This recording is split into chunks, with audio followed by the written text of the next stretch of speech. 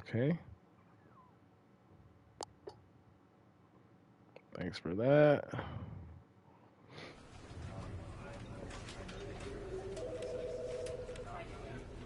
Oh my goodness, look at this shit. It's like you see how far back that shit go? Computer within a computer within a computer. Like, I'm looking for myself on that motherfucker. You don't see it on that fourth computer. No, I mean, we see it on the TV, but the computer right there, you can see it in that computer, but inside that one, you don't see it on the computer. That's because that shit's so small.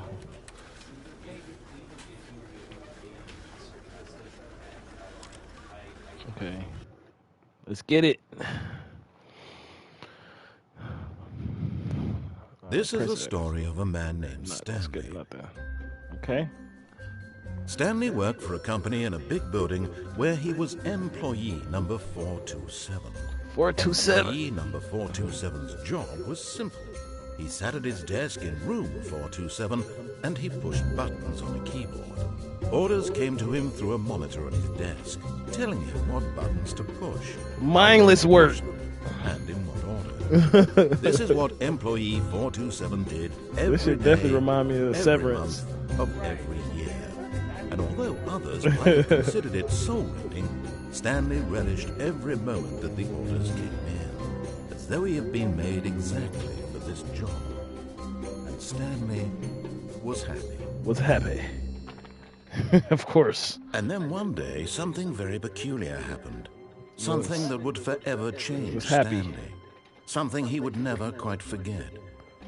He had been at his desk for nearly an hour when he realized that not one single order had arrived on the monitor for him to follow.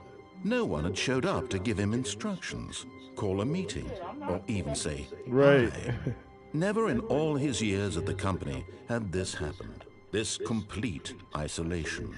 Something was very clearly wrong.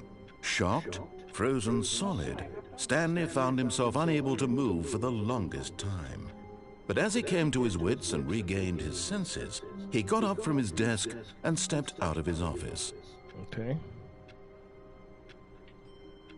Okay, it's me. Okay, I'm on there. Okay. Stepped out the office. Okay, anything in here? Can I jump? So X is doing something. Oh, you can't jump. I just got a trophy. Yeah. No, seriously, we disabled it. I definitely was trying to jump and shit.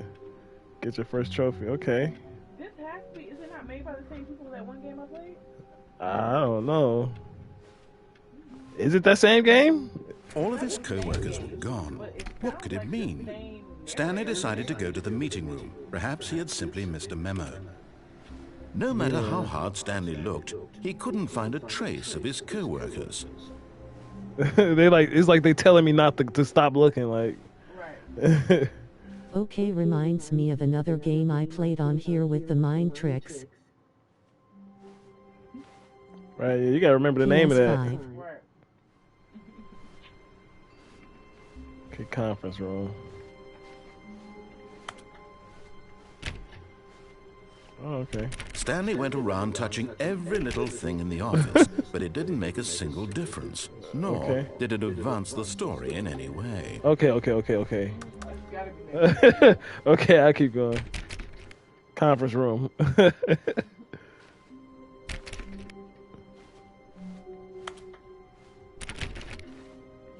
Whoa. Remember I kept getting random trophies for shit because I got all the fire hydrants or quick switches. Well, something in there. How do I get in there?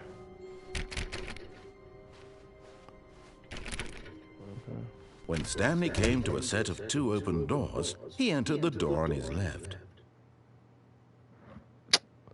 It's telling me to go to the door on the left, but what if I want to go to the door on the right, though? Then go to the door on the right. It's all up to you. This was not the correct way to the meeting room, and Stanley knew it perfectly well. Perhaps he wanted to stop by the employee lounge first, just to admire it. Just try to open the door. I am. No, the one you came in. Just to see. Well, Guess I fucked up the story.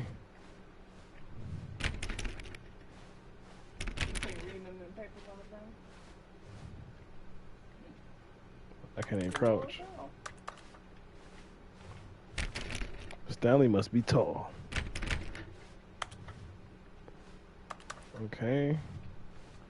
Yes, truly a room worth admiring. It had really been worth the detour after all, just to spend a few moments here in this immaculate, beautifully constructed room. Stanley simply stood here, drinking it all in. No, this shit is fucking...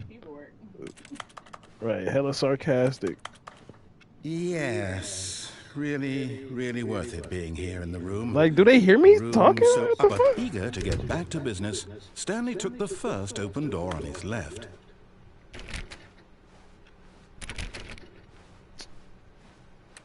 So what if I don't go that way? Again.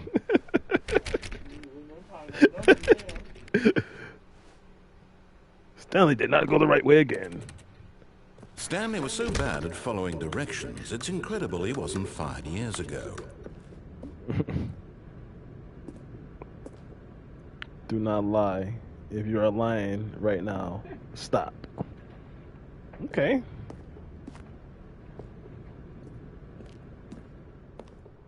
What's that say? A4? You probably gotta know that. Where? Oh, A4. Okay.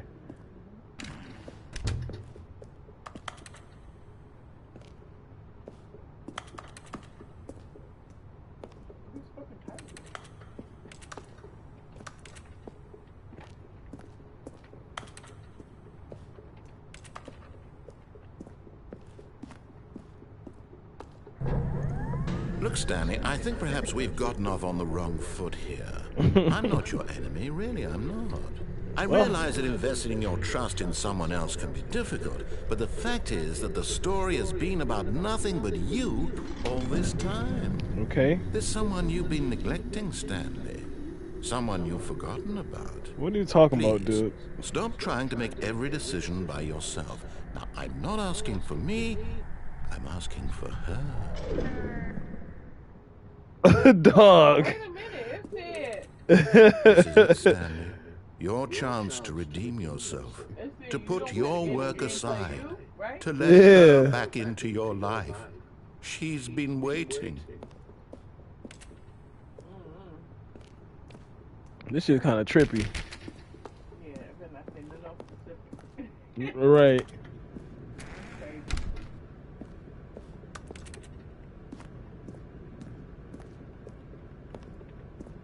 Oh. I can duck.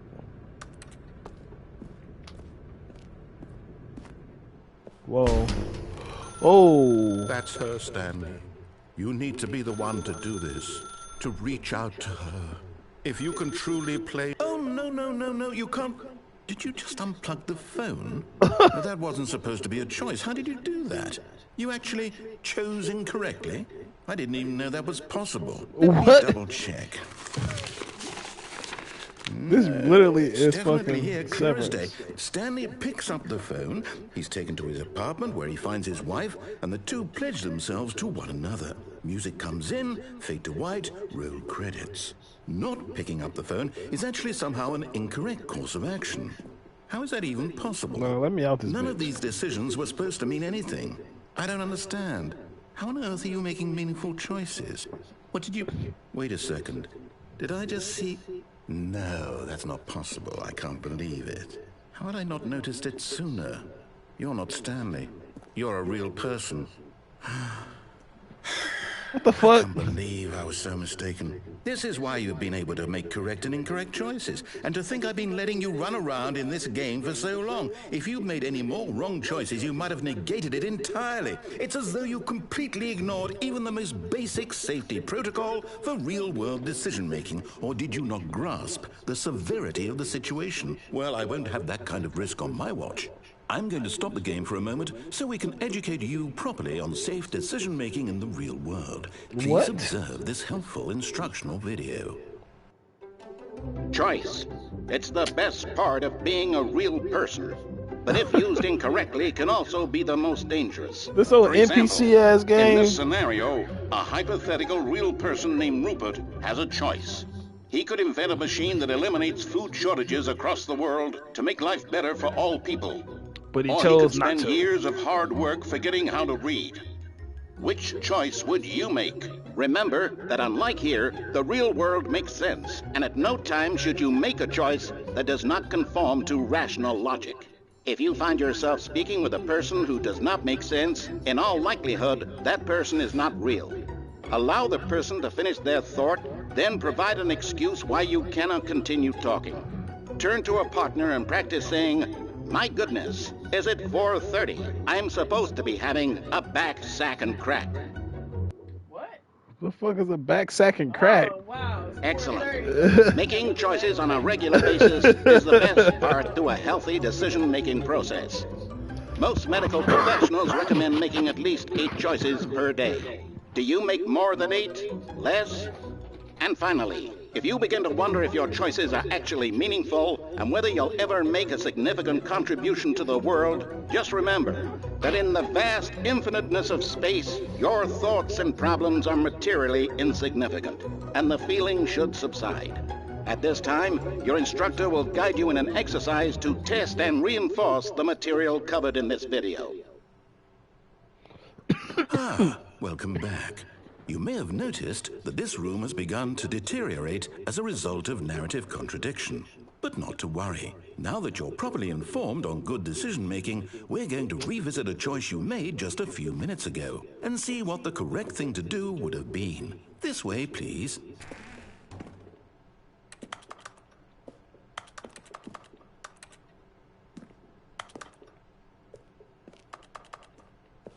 I don't like when I just like click on every fucking thing.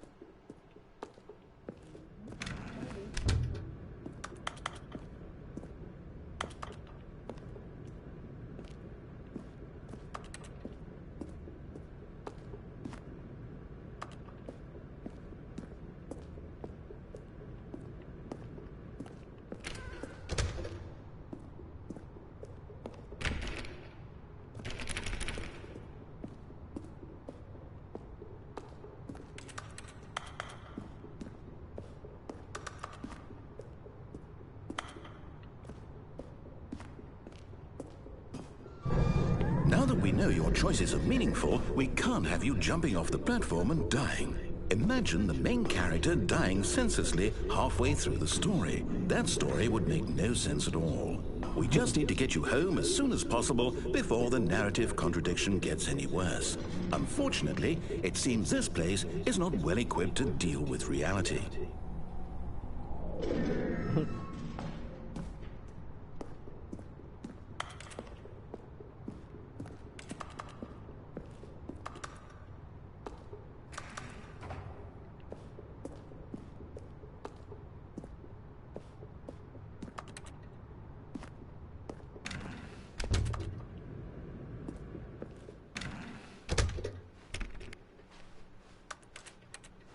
I guess I'm gonna just go where they tell me to go.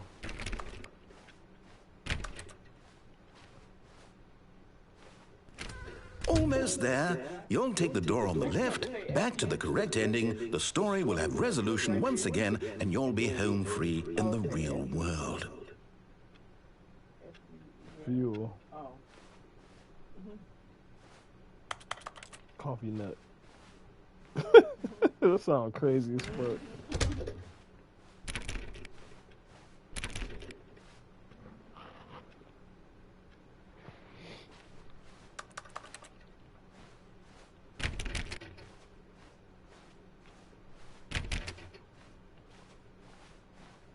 Now remember, all you need to do is behave exactly as Stanley would. That means choosing responsibly and always putting the story Why do I want to go back to the I'm wrong quite sure door you'll be again? up to the task. Just follow my lead and you'll be fine. All right. When Stanley came to a set of 2 open doors, he entered the door on his left.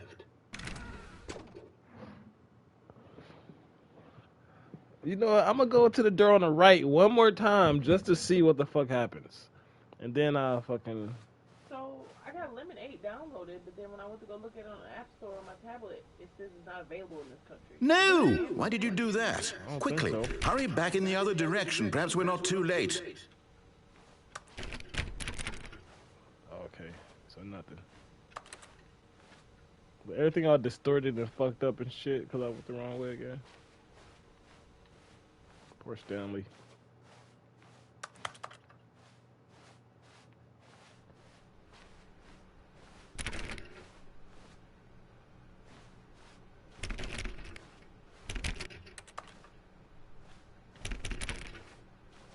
Also, Lemonade, CapCut, whatever the fuck golf is, were banned 3 days ago. Oh, with TikTok? It's ruined.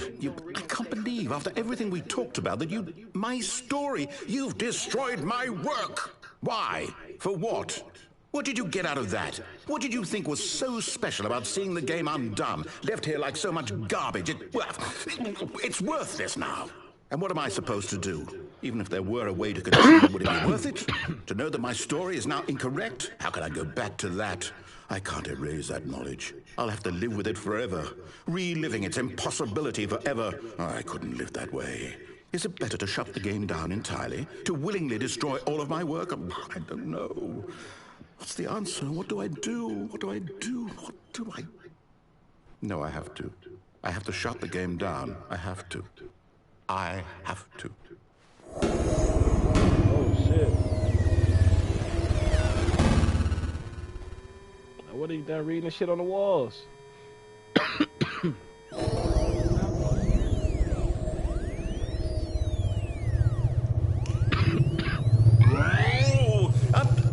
I'm here. I'm still here. Here in this pile of rubbish. With you. You. Who thought you were so clever. Now look where we are. My entire game is destroyed. It was the only thing in the world that was mine, and you've run it into the ground. What, did you think that would be funny? You just had to see? Didn't I impress upon you how important it was to be like Stanley? That's exactly what I said. I said I just want to see. He understands that if I say to do something, there's a damn good reason for it. That thought hadn't even occurred to you, had it? That there's a world outside of you? You're a child. Oh, my story. If you'd just gone through the door on the left, you would have seen it. There was a whole underground facility. You would have destroyed it and been victorious. It would have been so perfect. Yeah, I right. worked so hard on it. I tried so hard to make... Now I want to go back and start... What? ...behave exactly as Stanley would. That means choosing responsibly and always putting the story first. I'm quite sure you'll be up to the task. Just follow my lead and you'll be fine. All right. When Stanley came to a set of 2 open doors, he entered the door on his left. So... He getting you right. I feel like I don't want to conform, though. I don't want to... Right, dude. I don't want to listen to the fucking machine. I want to go back to the door on the right. But I feel like I just lost the game. That's why it started me back from here. No, it just be fucking with you.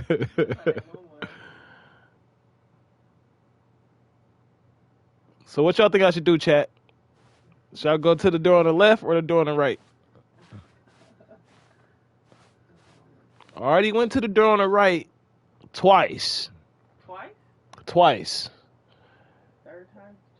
The first time I went through, I went all the way through, and they fucking realized I was fucking not an NPC. Second time I went through, I couldn't go far. It was just all distorted and fucked up. Then I went back to the left. Again. To the right it is. No! Why did you do that? Quickly, hurry back. Behave exactly as Stanley would.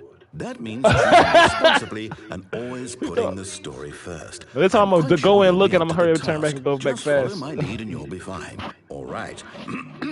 When Stanley came to a set of 2 open doors, he entered the door on his left. He don't run you. Somebody at the door. Nah, look. Oh, it's next door. Police next door. For what? I have no idea. You know that lady crazy. Well, they park like 2 hours. No! Why did you do that? Quickly, hurry back. Behave exactly as Stanley would. That means choosing responsibly and always putting the story first. I'm quite sure you'll be up to the task. Just follow my lead and you'll be fine. All right. When Stanley came to a set of 2 open doors, he entered the door on his left. Well, we could probably be able to open the window in here. Okay. So there's nothing to the right.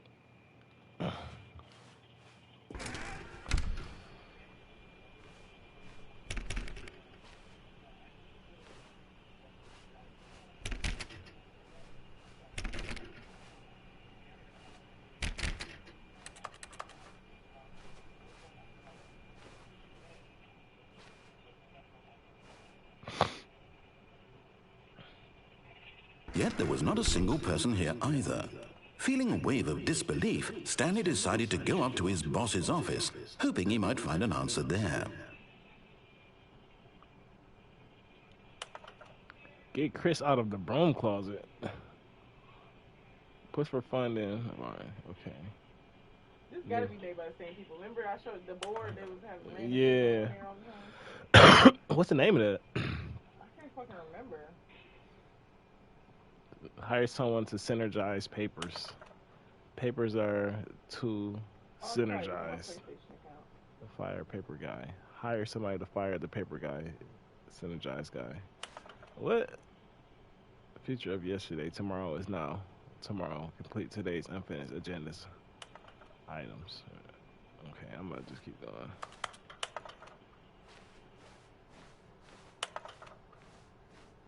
Nice PowerPoint presentation, Bob.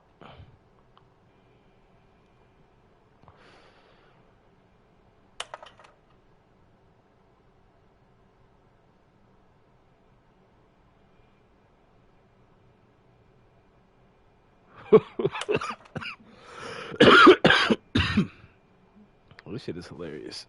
Right. You read that shit? Yeah. Well, why did we hire you? Why? Yeah. Coming to a staircase, Stanley walked upstairs to his boss's office. Okay. Come on out, boss man.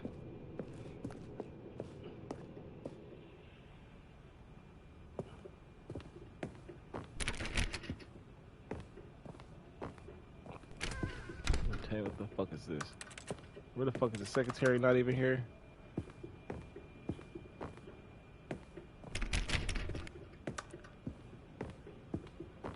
Stepping inside his manager's office, Stanley was once again stunned to discover not an indication of any human life. Shocked, unraveled, Stanley wondered in disbelief who orchestrated this, until he saw the door with a voice receiver next to it. Surely behind this door lay all the answers to his questions. And beyond all probability, he knew the passcode. He had seen it on his boss's computer just last week. Night Shark 115. Was this the code to open the door? Would it still work? There was only one way to find out. Stanley had been trained never to speak up, but now he would draw from within himself the courage to face the unknown. He drew a sharp breath and then spoke the code.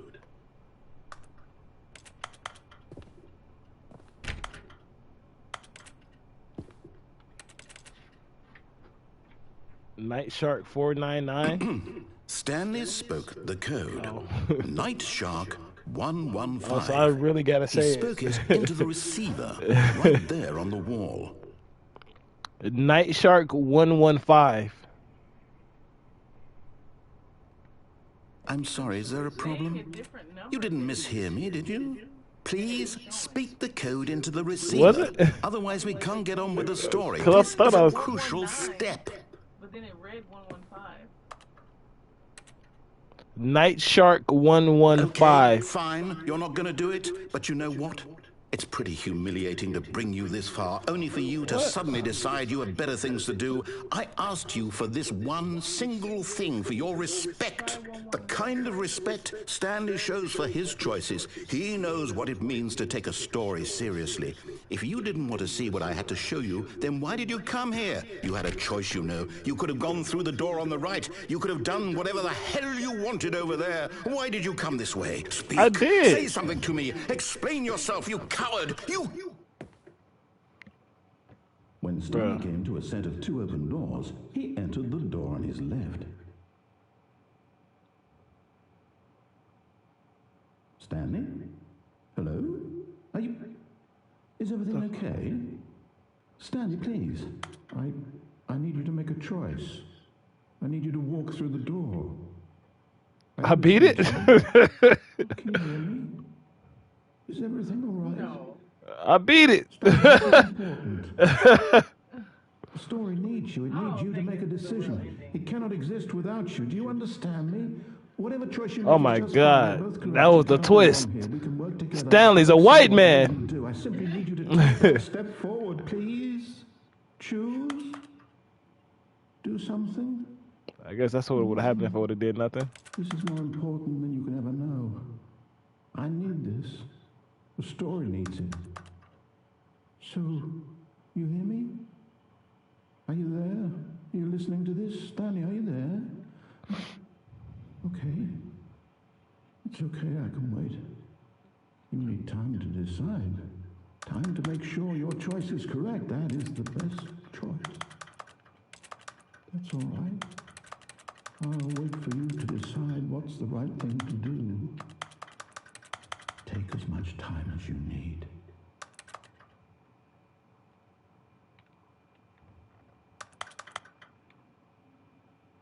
The end is never the end. It's never the end. It's never the end. No, I'm saying no way.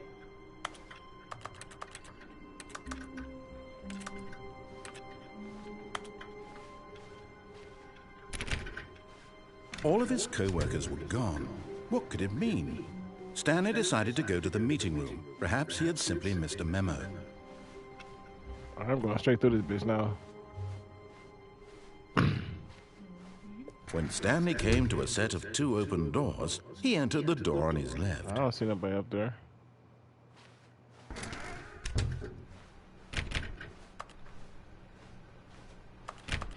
Alright, what happened to the underground facility and all that shit? Yet there was not a single person here either. Feeling a wave of disbelief, Stanley decided to go up to his boss's office, hoping he might find an answer there.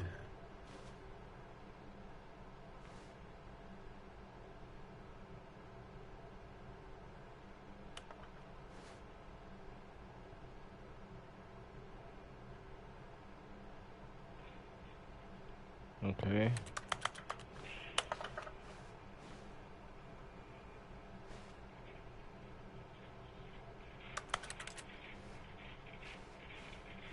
Alright. Oh shit. Coming to a staircase, Stanley walked upstairs to his boss's office. Yep. I didn't even see it downstairs last time. I can't pick that up. Okay. But Stanley just couldn't do it. He considered the possibility of facing his boss, admitting he had left his post during work hours. He might be fired for that. And in such a competitive economy, why had he taken that risk? All because he believed everyone had vanished? His boss would think he was crazy. And then something occurred to Stanley. Maybe, he thought to himself, maybe I am crazy. All of my co-workers blinking mysteriously out of existence in a single moment for no reason at all. None of it made any logical sense. Not at all. And as Stanley pondered this, he began to make other strange observations. For example, why couldn't he see his feet when he looked down? Why did doors close automatically behind him wherever he went? And for that matter, these rooms were starting to look pretty familiar. Were they simply repeating? Yes. No, Stanley said to himself, this is all too strange. This can't be real. And at last, he came to the conclusion that had been on the tip of his tongue. He just hadn't found the words for it. I'm dreaming, he yelled. This is all a dream. Oh, what a relief Stanley felt to have finally found an answer, an explanation. His co-workers weren't actually gone. He wasn't going to lose his job. He wasn't crazy after all. And he thought to himself, I suppose I'll wake up soon. I'll have to go back to my boring real-life job pushing buttons. I may as well enjoy this while I'm still lucid. So, he imagined himself flying and began to gently float above the ground. Then he imagined himself soaring through space on a magical starfield, and it too appeared. It was so much fun, and Stanley marveled that he had still not woken up. How was he remaining so lucid? And then perhaps the strangest question of them all entered Stanley's head. One he was amazed he hadn't asked himself sooner. Why is there a voice in my head dictating everything that I'm doing and thinking? Now the voice was describing itself being considered by Stanley, who found it particularly strange. I'm dreaming about a voice describing me, thinking about how it's describing my thoughts, he thought. This shit is And while he trippy as thought fuck. it all very odd and wondered if this voice spoke to all people in their dreams, the truth was that, of course, this was not a dream. How could it be? Was Stanley simply deceiving himself, believing that if he's asleep, he doesn't have to take responsibility for himself? Stanley is as awake right now as he's ever been in his life. Now, hearing the voice speak these words was quite a shock to Stanley. After all, he knew for certain, beyond a doubt, that this was in fact a dream. Did the voice not see him float and make the magical stars just a moment ago? How else would the voice explain all that? This voice was a part of himself too. Surely, if he could just... He would prove it.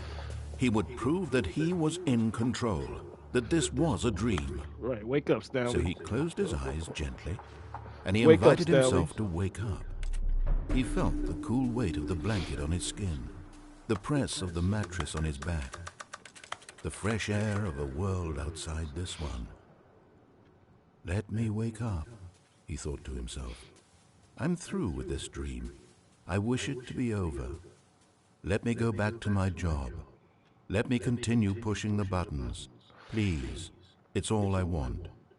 I want my apartment, and my wife, and my job.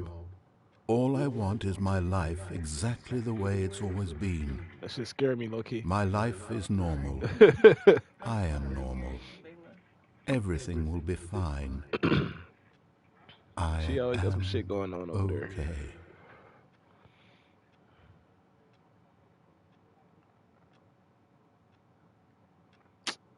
What? Stanley began screaming. Please, someone, wake me up. My name is Stanley. I have a boss. I have an office. I am real. Please, just someone tell me I am real. I must be real. I must be. Can anyone hear my voice? Who am I? Who am I? And everything went black. This nigga tweaking the fuck out. This is the story of a woman named Mariella. No longer Stanley. Mariella woke up on a day like any other. She arose, got dressed, gathered her belongings, and walked to her place of work. What the But fuck? on this particular day, her walk was interrupted by the body of a man who had stumbled through town talking and screaming to himself, and then collapsed dead on the sidewalk. And although she would soon turn to go call for an ambulance, for just a few brief moments, she considered the strange man. He was obviously crazy. This much she knew. Everyone knows what crazy people look like. And in that moment, she thought to herself how lucky she was to be normal. I am sane. I am in control of my mind. I know what is real and what isn't. It was comforting to think this, and in a certain way, seeing this man made her feel better. But then she remembered the meeting she had scheduled for that day. The very important people whose impressions of her would affect her career, and by extension, the rest of her life. She had no time for this, so it was only a moment that she stood there, staring down at the body. And then she turned and ran.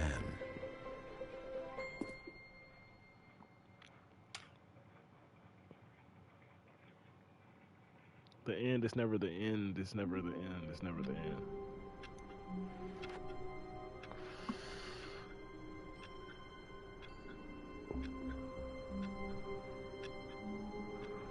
Okay.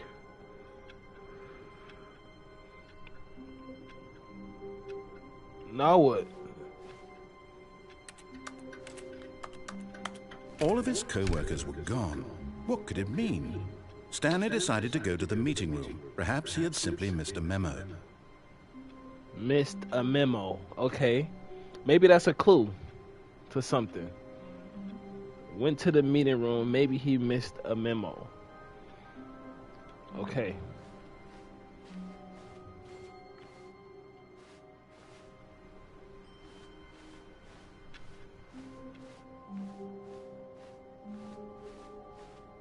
Stanley arrived at two When doors. Stanley came to a set of 2 open doors, he entered the door on his left.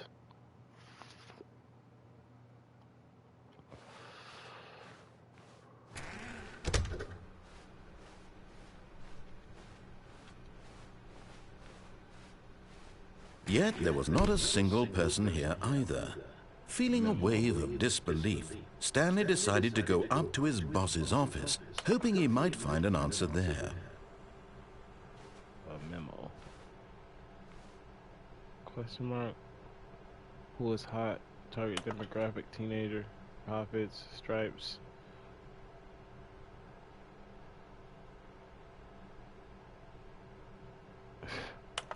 Oh, this is pointless shit.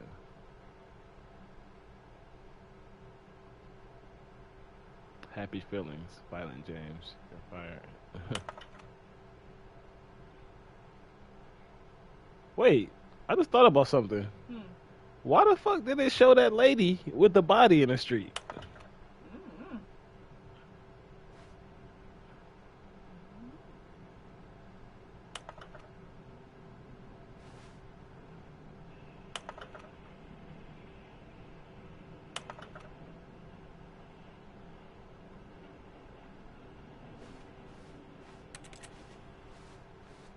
I don't know, but something about some boy riding a bike and walks around the corner. He spoke to her a couple days ago. He goes, oh yeah, I talked to you a couple days ago. The other day. Something about, oh, I called Metro support and something support and it just doesn't seem like somebody stole somebody's phone or something like that. They candle it? Nah, I put that. Oh, okay. Yeah, by mistake. Get Chris out of Broncos. I don't know.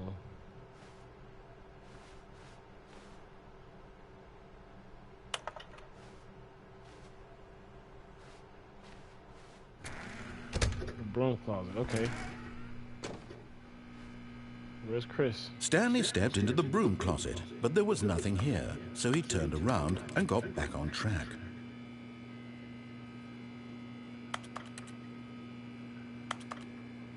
Chris not in there. Coming to a staircase, Stanley walked upstairs to his boss's office.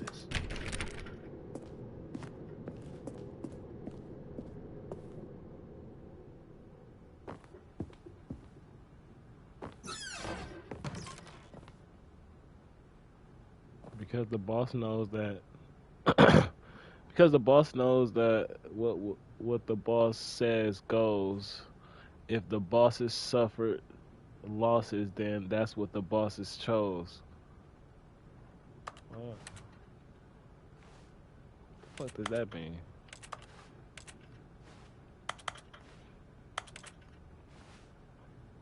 Because the boss knows what the boss says goes. If the boss suffered losses, then that's what the boss chose. What does that mean?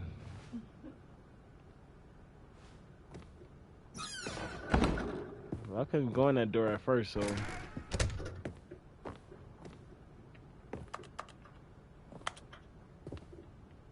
A memo. No memos. Okay, I couldn't open this at first either. Okay.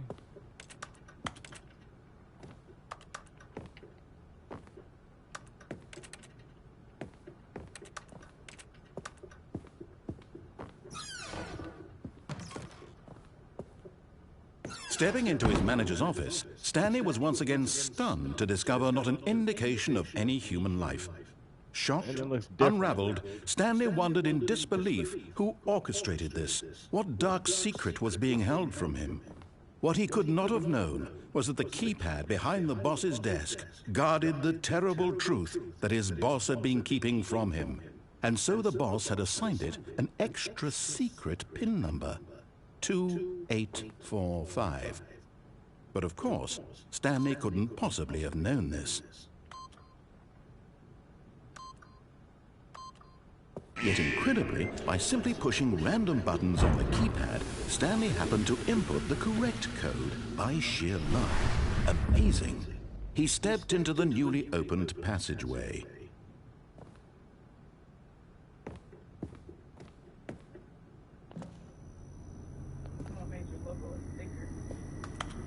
Oh, did you? Looks shiny. Like it's moving. Yeah. I take it. Well, I say you made it a sticker. Oh, so like I could put it on like anything. Stuff, so you just click save sticker, and then when you go to the plus, you'll see it says stickers. Once you save it, press the plus, like sticker.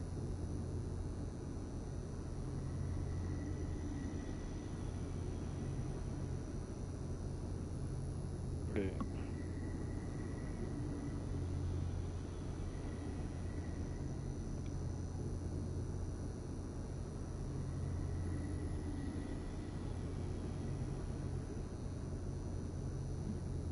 Cool. You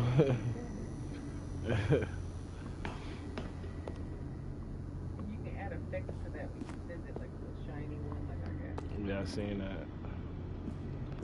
Okay, okay.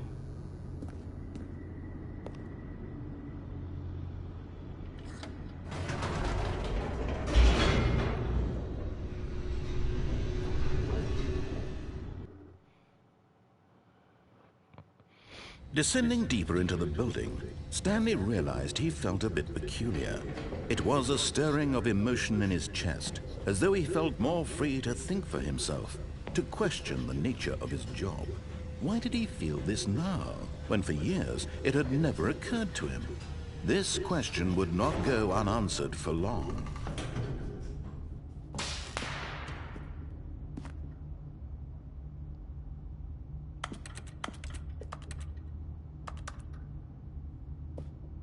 What was that?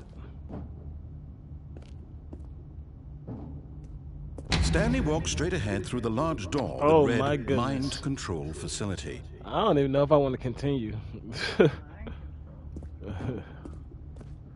I can escape here. Okay. Damn. Damn. Which way should I go? Escape if you want to escape, but maybe that's the mind control. You know you can't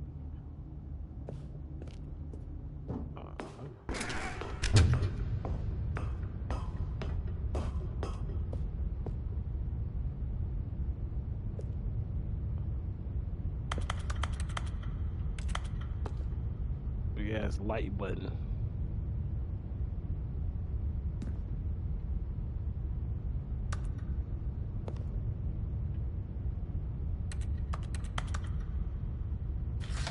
The lights rose on an enormous room packed with television screens. What horrible secret did this place these hold? TV screens. Stanley thought to himself. Did he have the strength to find out? Do I got the strength to find out? You fucking right. Stanley does.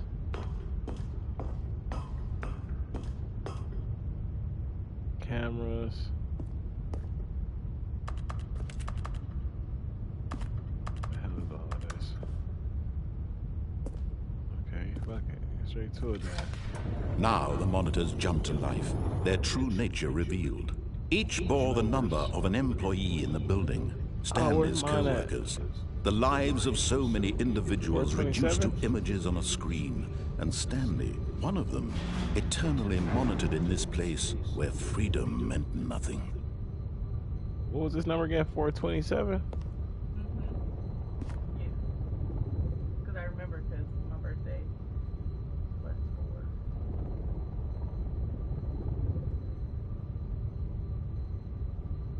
4. Right there. Yep, that's my office. Okay, so assuming that's the way to go.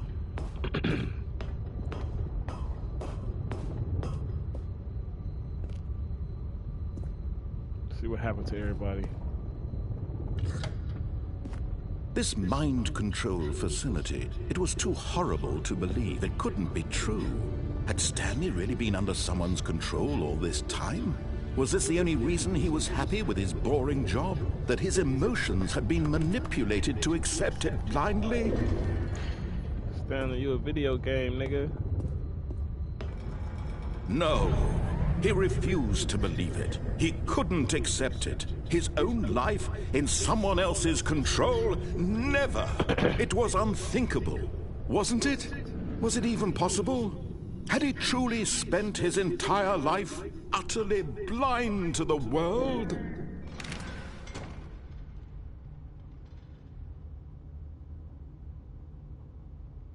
But here was the proof. The heart of the operation. Controls labeled with emotions. Happy, or sad, or content. Walking, eating, working. All of it monitored and commanded from this very place. And as the cold reality of his past began to sink in, Stanley decided that this machinery would never again exert its terrible power over another human life. For he would dismantle the controls once and for all.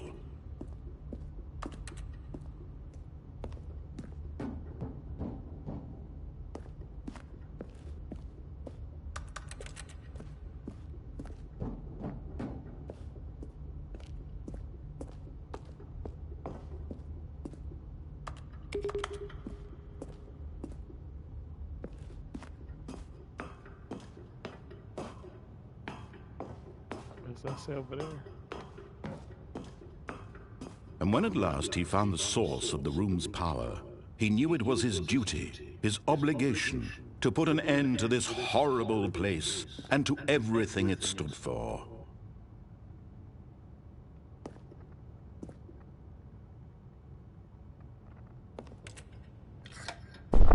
Oh, Stanley, you didn't just activate the controls, did you? After they kept you enslaved all these years, you go and you try to take control of the machine for yourself. Is that what you wanted? Control? Oh, Stanley, I applaud your effort, I really do.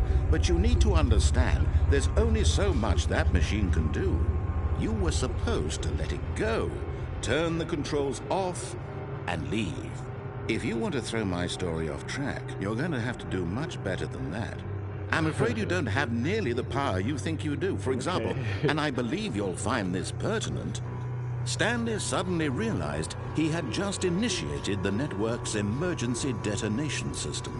In the event that this machine is activated without proper DNA identification, nuclear detonators are said to explode, eliminating the entire complex. How long until detonation then? Let's say, 2 minutes. Ah, now this is making things a little more fun, isn't it, Stanley?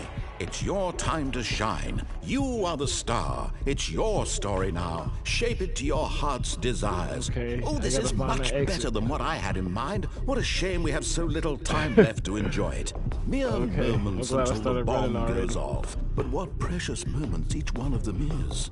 More time to talk about you, about me, where we're going, what all this means. I barely know where to start. What's that? You'd like to know where your co-workers are? A moment of solace before you're obliterated? All right, I'm in a good mood. You're gonna die anyway. I'll tell you exactly what happened to them. I erased them. I turned off the machine. I set you free. Of course, that was merely in this instance of the story. Sometimes when I tell it, I simply let you sit there in your office forever, pushing buttons endlessly and then dying alone. Other times, I let the office sink into the ground, swallowing everyone inside, or I let it burn to a crisp. I have to say this, though, this version of events has been rather amusing. Watching you try to make sense of everything and take back the control wrested away from you, it's quite rich. I almost hate to see it go. But I'm sure whatever I come up with on the next go-around will be even better. My goodness, only 34 seconds left. But I'm enjoying this so much. You know what? To hell with it. I'm going to put some extra time on the clock. Why not? Okay, bet. These are precious additional seconds, Stanley. Time doesn't grow on trees. Oh dear me, what's the matter, Stanley? Is it that you have no idea where you're going or what you're supposed to be doing right now? Or did you just assume when you saw that timer that something in this room was capable of turning it off? I mean, look at you. Running from button to button, screen to screen, clicking on every little thing in this room. These numbered buttons, no, these colored ones. Or maybe this big red button, or this door. Everything, anything, something here will save me. Why would you think that, Stanley? That this video game can be beaten? Won? Solved? Do you have any idea what your purpose in this place is? Stanley, you're in for quite a disappointment. But here's a spoiler for you. That timer isn't a catalyst to keep the action moving along. It's just seconds ticking away to your death. You're only still playing instead of watching a cutscene because I want to watch you for every moment that you're powerless. To see you made humble. This is not a challenge. It's a tragedy. You wanted to control this world, that's fine. But I'm going to destroy it first, so you can't. Take a look at the clock, Stanley. That's 30 seconds you have left to struggle. 30 seconds until a big boom and then nothing. No ending here, just you being blown to pieces. Will you cling desperately to your frail life, or will you let it go peacefully? Another choice. Make it count, or don't. It's all the same to me, all a part of the joke. And believe me, I will be laughing at every second of your inevitable life from the moment we fade in until the moment I say, happily ever after. Whoa. I don't understand. That door was just open.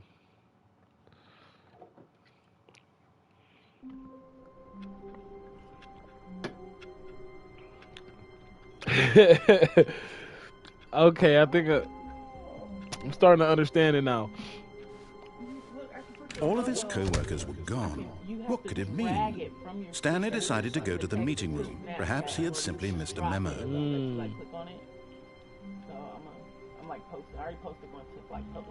Oh, nice. All right, I'm gonna just do everything it tells me to do this time. Until I don't. When Stanley came to a set of 2 open doors, he entered the door on his left.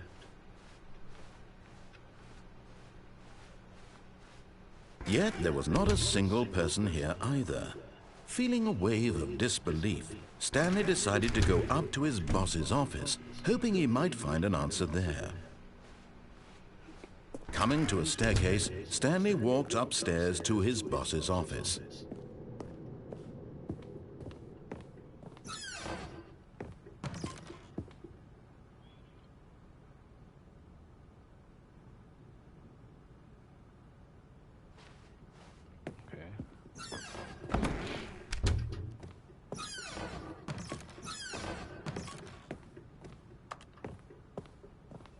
Whoa.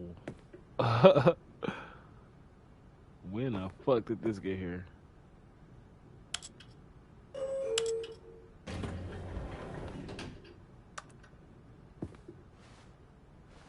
Should I go up or down, chat?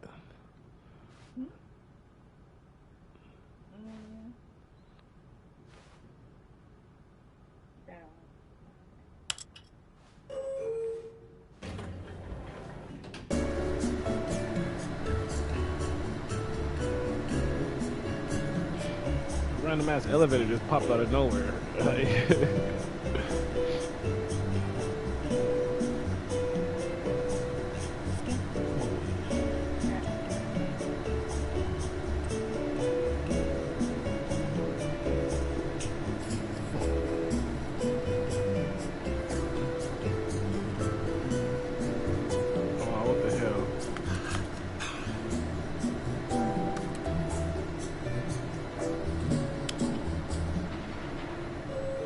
Down, down, down. What that happened? That shit took me nowhere.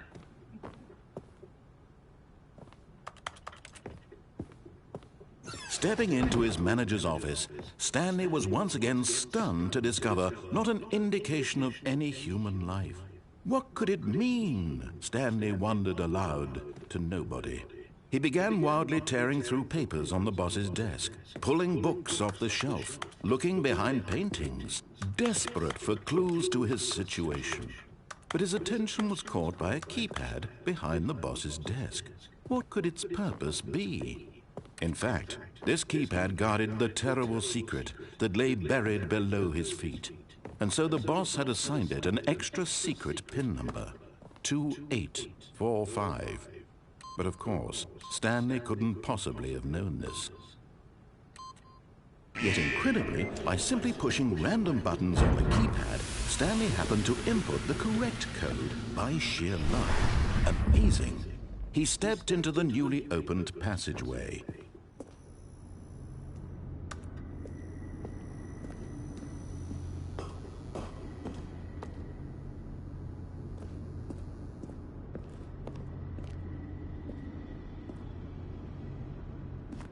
Oh shit.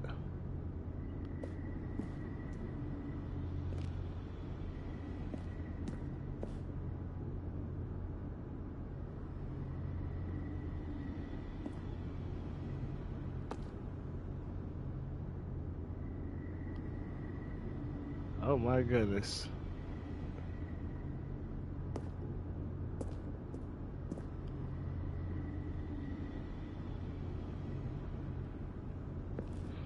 What the hell was that? Like, what is that? It's like it's something back there.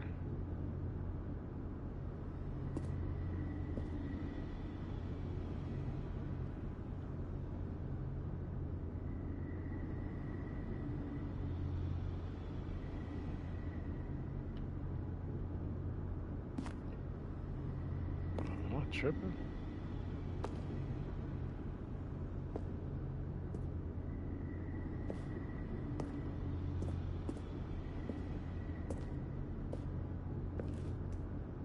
I don't know.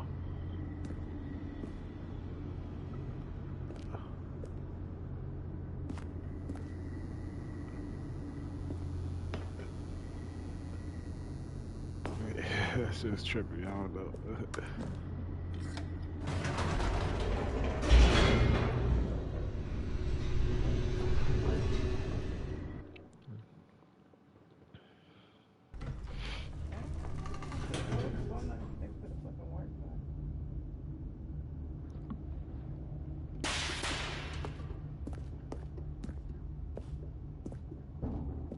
Stanley walked straight ahead through the large door that read Mind Control Facility. Although this passageway had the word escape written on it, the truth was that at the end of this hall, Stanley would meet his violent death. Cap. I call Cap. The door I behind call him was Cap. not shut. Stanley still had every opportunity to turn around and get back on track. Nope. We going through At this. this point, Stanley was making a conscious, concerted effort to walk forward Yes. and willingly confront his death. No death. I call Cap. Right. Definitely call Cap. Oh shit. Not Cap. Oh, Cap. I knew it. Cap. I knew it. As the machine whirred into motion and Stanley was inched closer and closer to his demise, Oh, he reflected shit. that his life had been of no consequence whatsoever. Stanley can't see the bigger picture. He doesn't know the real story, trapped forever in his narrow vision of what this world is. Perhaps his death was of no great loss, like plucking the eyeballs Chill. from a blind man. And so he resigned and willingly accepted this violent end to his brief and shallow life. No, no, no, no, Farewell, no. Stanley. No. I knew it. Farewell, Stanley, cried the narrator, as Stanley was led helplessly into the enormous metal jaws. In a single visceral instant, Stanley was obliterated as the machine crushed every bone in his body, killing him instantly. Cap. Cap! Oh, they so fucking cap. I knew it. That mind control shit. Okay. What the fuck is this? And yet it would be just a few minutes before Stanley would restart the game, back in his office, as alive as ever. What exactly did the narrator think he was going to accomplish?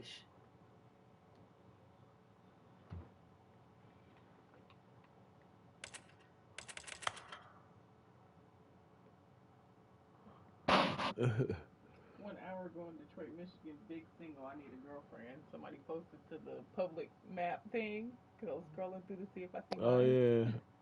yeah. It said 1 hour ago. When every path you can walk has been created for you long in advance, death becomes meaningless, making life the same. Do you see now?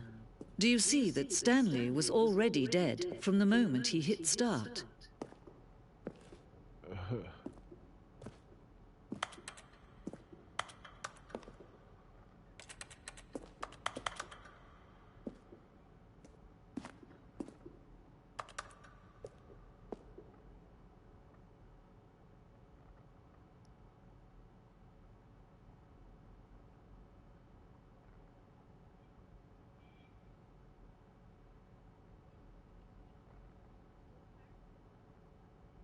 Okay. Start here, go out there. Walk past here.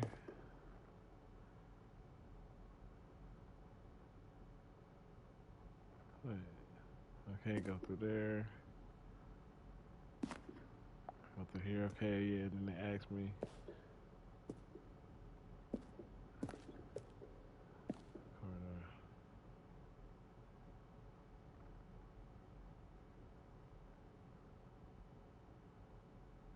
Okay. Reach the 2 doors.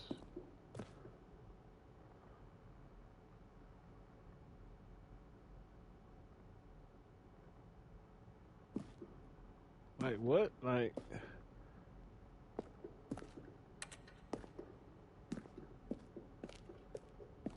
the office.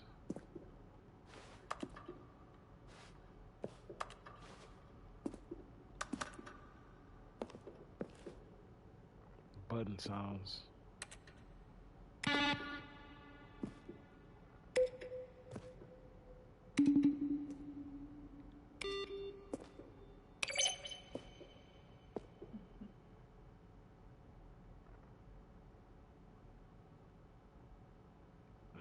Keyboard short. Synthesized tones.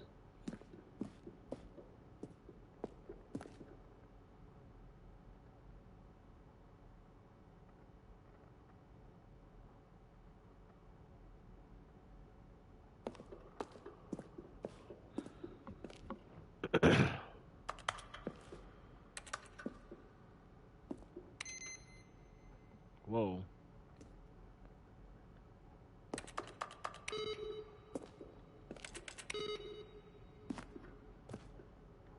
Okay.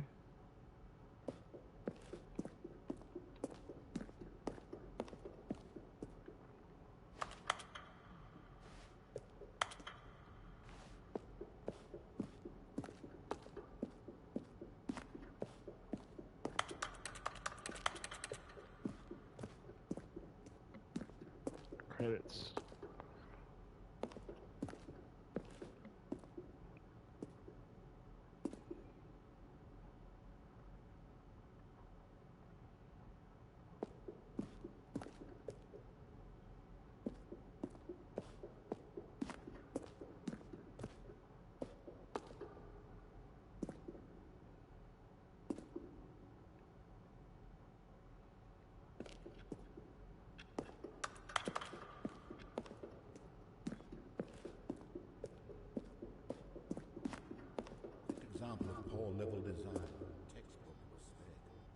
the kind of thing you pick up on intuitively.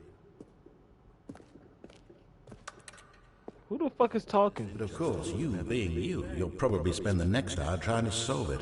Here, I'm just going to make this easy on you.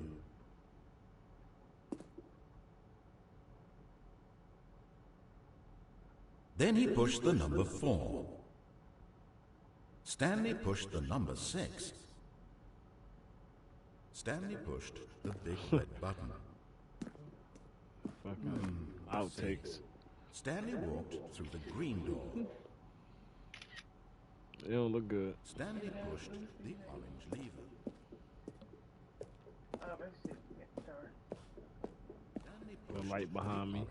When Stanley came to the lift, he traveled upward to the power source at the top. Oops. You got screenshot for some reason my shit froze. It make everybody look light. I was like, what the fuck? Oops. It's fine. It's the top value.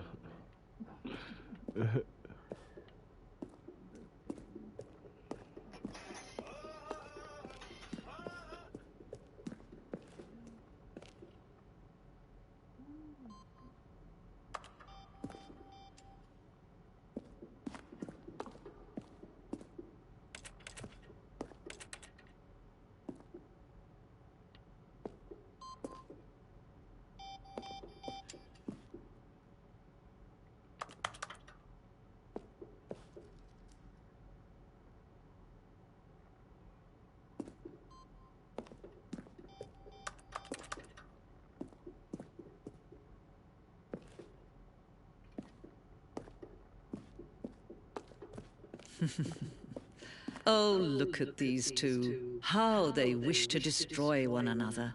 How they wish to control one another. How they both wish to be free. What the fuck is going on? Can you see? Can you see how much they need one another? No, perhaps not.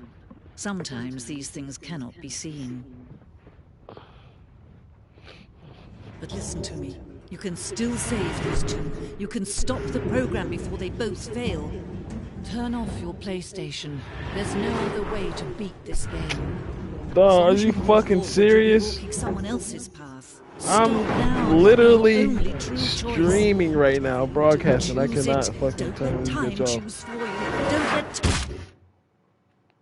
The only way I could beat the game is if I turn off the PlayStation. Yeah, I don't know. Can't do it, my boy.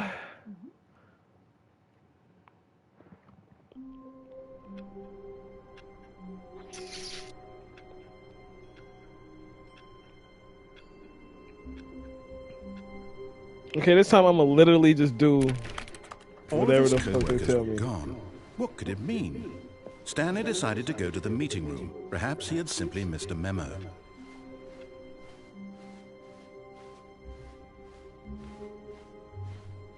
When Stanley came to a set of 2 open doors, he entered the door on his left.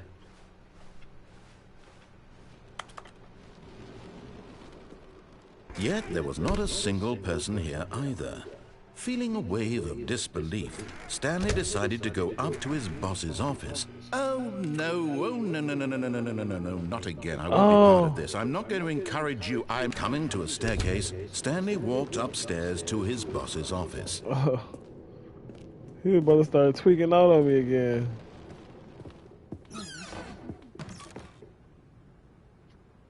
To be rich, is it a crime to commit crimes? Isn't it rich? What a life it would be to have to pick just one.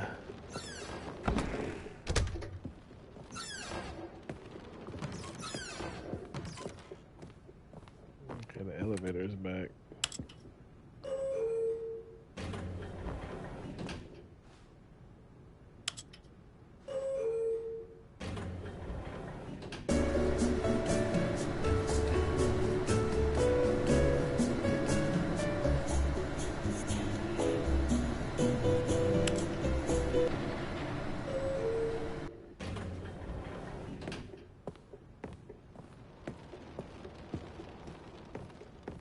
The moment he entered his manager's office, Stanley froze in his tracks. Not a living soul anywhere. Could he really be all alone? This was too much for Stanley to take, too much for any man to take. He fell to his knees, bursting into half moans, half sobs, the guttural retching of life. Stanley was in such a rush to get through the story as quickly as possible, he didn't even have a single minute to just let the narrator talk. That kind of anxiety isn't healthy, so he relaxed for a few moments with some calming New Age music. Wow. I was kind of going fast through the pistol. Feeling soothed and rejuvenated, Stanley calmly walked forward into the opened passageway. Yeah.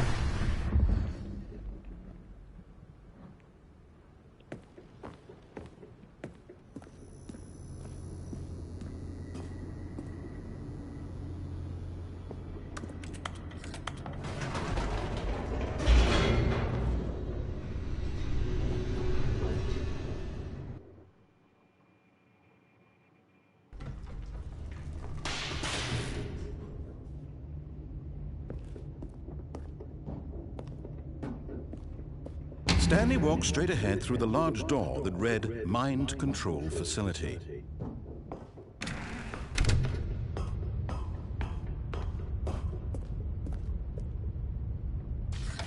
The lights rose on an enormous room packed with television screens. What horrible secret did this place hold? Stanley thought to himself. Did he have the strength to find out?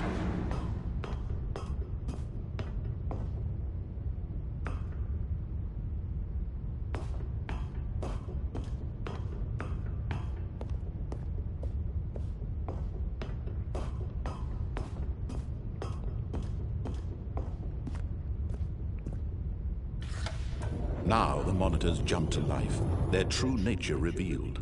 Each bore the number of an employee in the building, Stanley's co-workers. The lives of so many individuals reduced to images on a screen, and Stanley, one of them, eternally monitored in this place where freedom meant nothing.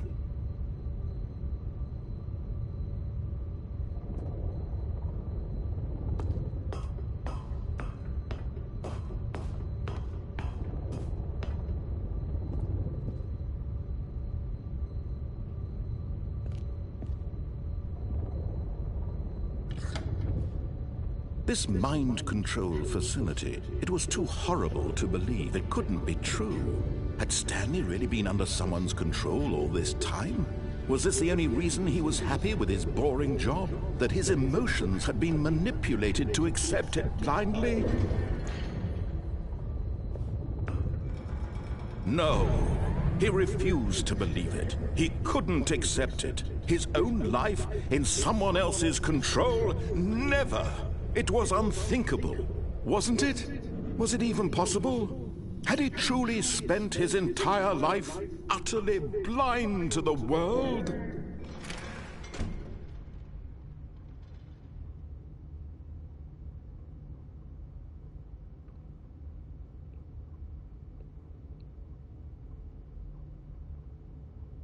But here was the proof. The heart of the operation. Controls labeled with emotions. Happy, or sad, or content. Walking, eating, working. All of it monitored and commanded from this very place. And as the cold reality of his past began to sink in, Stanley decided that this machinery would never again exert its terrible power over another human life. For he would dismantle the controls once and for all.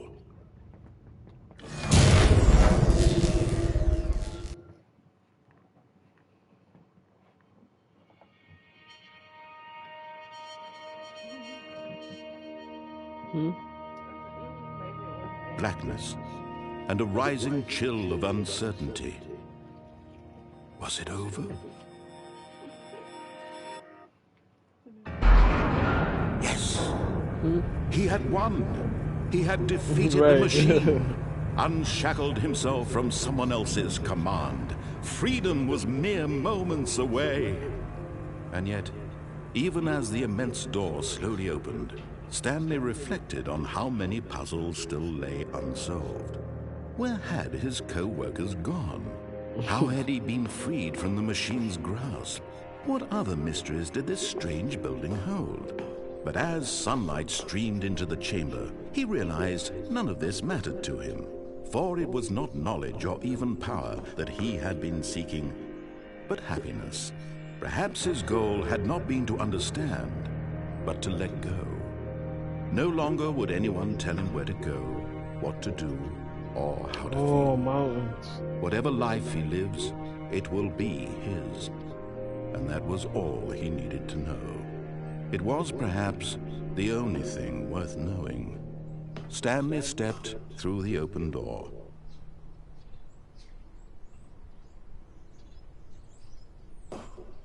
Stanley felt the cool breeze upon his skin, the feeling of liberation, the immense possibility of the new path before him. This was exactly the way, right now, that things were meant to happen. And Stanley was happy.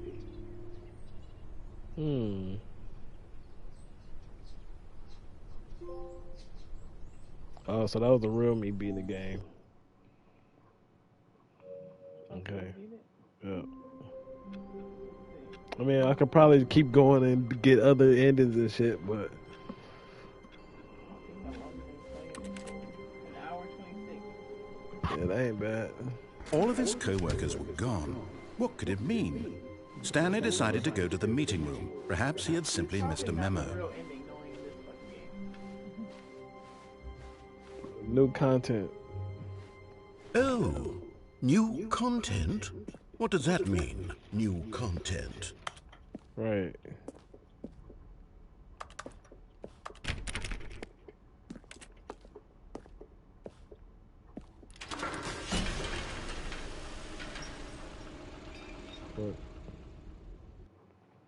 But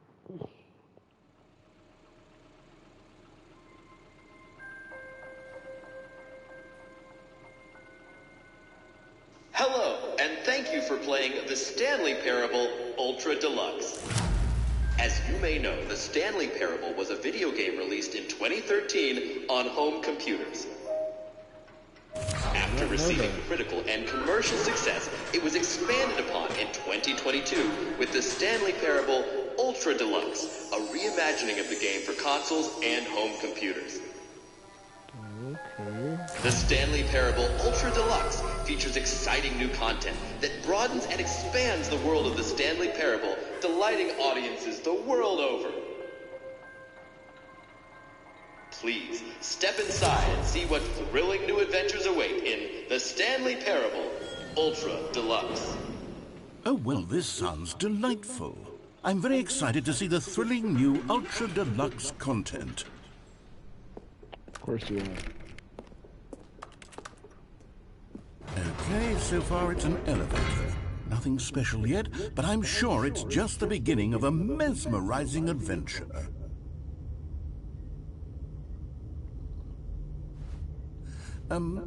Is it broken? What's going on here? Should we be moving somewhere or... Oh, there we go. All right, finally, at long last, it's on to the new content. I've never been more ready. Let's do it. Let's do it. I have to say, initial impressions of Stanley Parable Ultra Deluxe, mostly tedious. It's as if Oh, okay. Let's see the content. Give me the content, Stanley. Give me the content, Stanley. All right, let's see. It's the jump circle? I can jump. That's the only new content is the jump. But you only can jump in this circle. Oh, wow.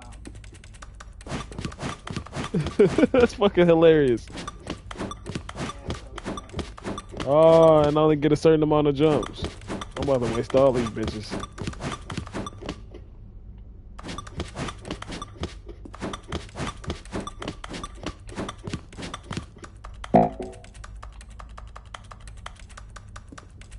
Wasted all the jumps.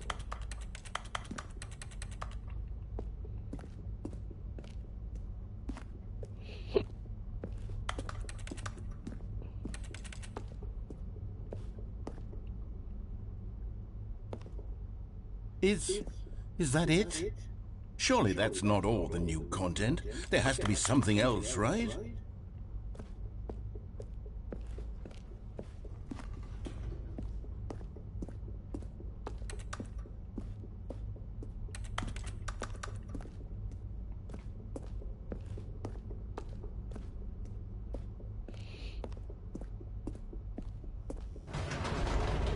Goodness. Another elevator. Stanley, I have to say, initial impressions of this game are not positive. It's just elevators and jumping. Is this what passes for exciting new content? If this is new content, then I could just read you the whole dictionary. There's 20 hours of new content right there. Hell, I could count to 30 trillion. You could put that on the box. The Stanley Parable Ultra Deluxe, now with over 1,000 hours of new content. And oh wait, there's more. Very good. Yes. I knew there had to be something else. Let's see it. I'm ready for whatever it is. Look, calm your whole ass down.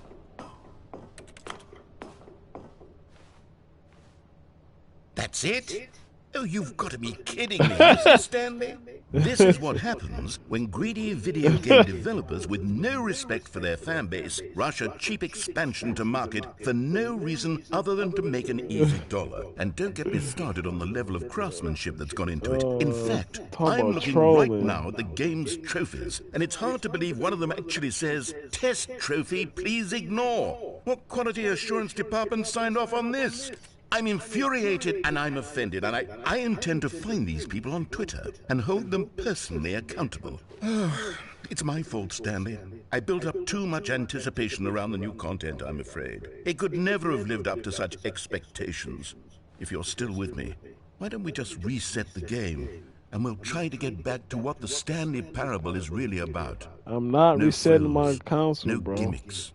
Just you and me having a great time together like always. What do you say, friend? No, thank you, sir.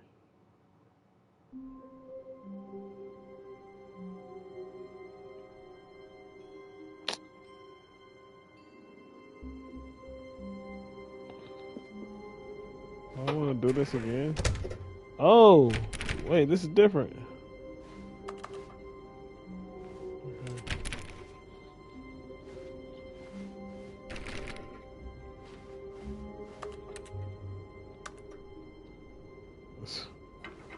Psst. Stanley, come over here. In the vent. I want to show you something. Nigga.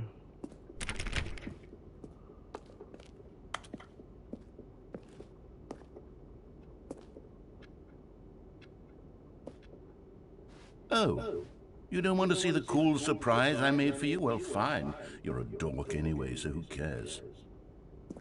Oh, never mind. You're not a dork.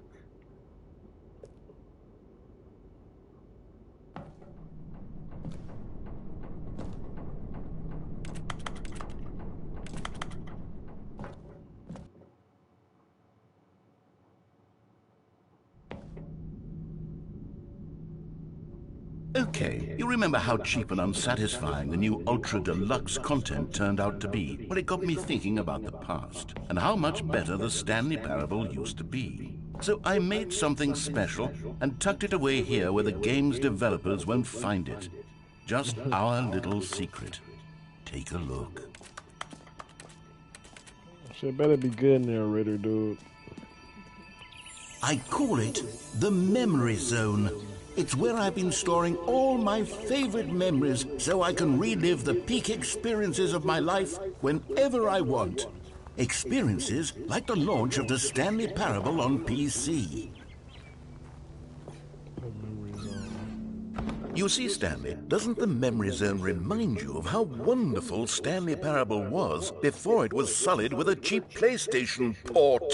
Remember back in October of 2013, when the game originally launched? Back then, video games had integrity. Back then, it all meant something. Oh, the waste.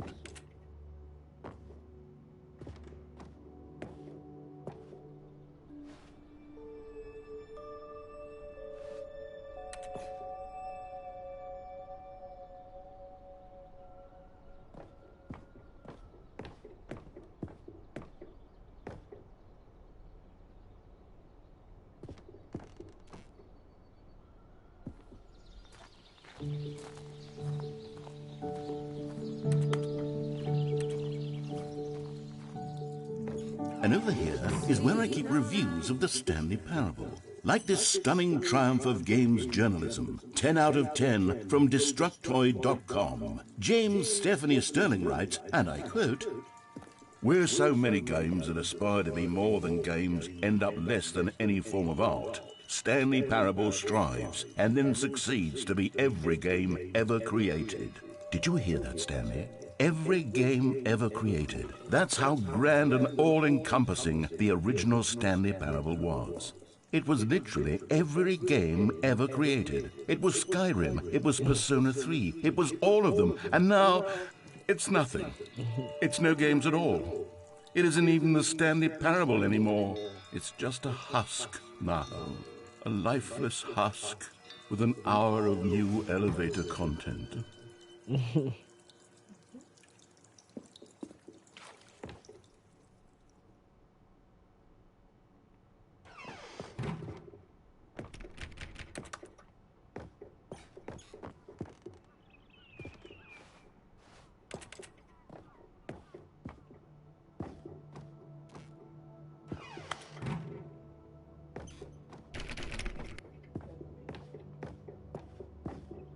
Here's another moving passage, this time from GameSpot.com. The Stanley Parable is both a richly stimulating commentary on the nature of choice in games and one that offers some of the most enjoyable, surprising, and rewarding choices I've ever been confronted with in a game. 9 out of 10. Don't you get it, Stanley? The game was perfect. It didn't need anything else. It didn't need new content. All they had to do was transport it in pristine condition along to the PlayStation. Boom, done. And they couldn't even do that. Couldn't resist the urge to go meddling with a beloved franchise. Somebody was mad.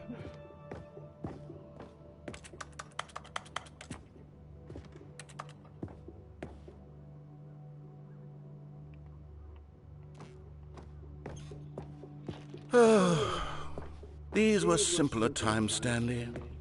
But I wouldn't give to go back to have it all over again.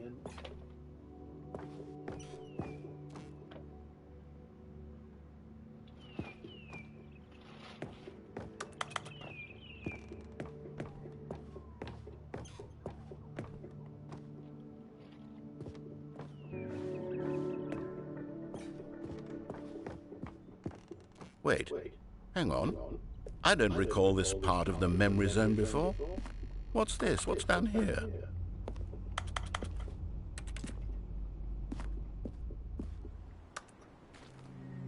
Oh no, oh God, no, Stanley. It's a collection of reviews from Pressurized Gas, the extremely popular online storefront for computer games. I haven't looked at these in years. I can't even imagine what's been collecting down here. Surely these reviews were glowing as well, weren't they? Oh, shit. Honestly, I could not be bothered to play this game to full completion. The narrator is obnoxious and unfunny, with his humor and dialogue proving to be more irritating than entertaining. Unfunny! I'm not trying to be funny. I'm trying to make a serious work of art. I suppose I could write up a handful of gags to insert into the Stanley Parable, but the game is already such a densely layered web of profound philosophical insights that I can't even imagine where I'd have the room to stick them.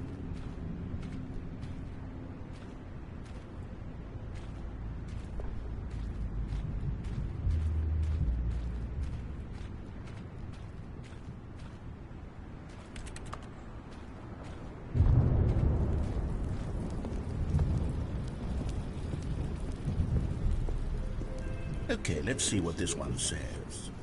While the idea for the game is good, for someone who prefers non-linear games, this preachiness gets annoying fast. Preachy? Stanley? I'm not preachy, am I? You can tell me if I'm preachy. Honestly, you can. Oh, goodness. This is actually quite shocking for me. I always, well, to be honest, Right, I had that's what I'm always saying. thought of the game's dialogue as being rather terse to begin with. You can't know how much fluff I cut from the game to get it to feel as 2013. light and airy as it... Well, I always It thought was on it did, PC at first. but maybe it wasn't. Oh, dear. What an awful memory to have to hold on to.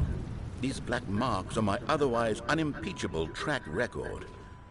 I feel like a failure. Like I let these people down. Perhaps the Stanley Parable isn't quite as sterling as I always remembered.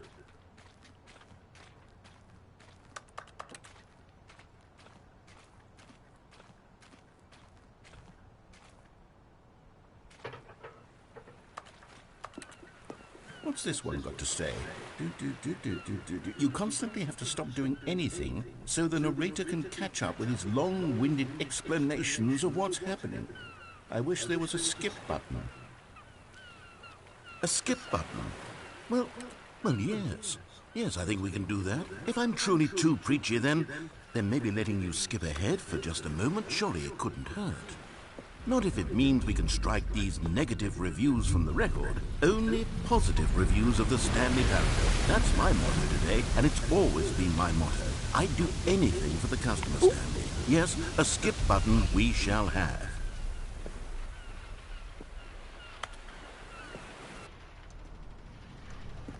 And here it is. Go ahead and give it a shot. I'll pop you forward in time so that the second my incessant droning starts to bore you with...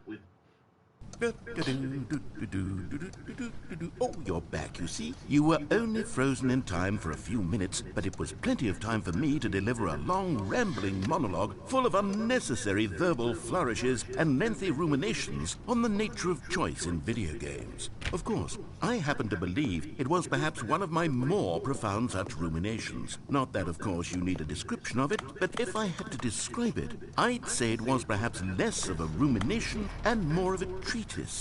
Or maybe a... Well there, sport. You really did catch me rambling on a bit, didn't you? But that's the power of the button. The minute I start to go off on a thoughtless display of self-absorption, it's right at your fingertips to go poof, and it's all over. I can't wait to see what Cookie 9 will say about this, and whether they'll edit the rating of their press.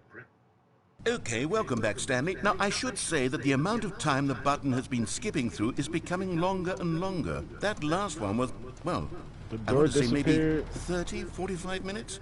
It's not unendurable by any means, but it's, well, there's really only so much I can ramble on to myself about. I know, it's shocking, isn't it? But at any rate...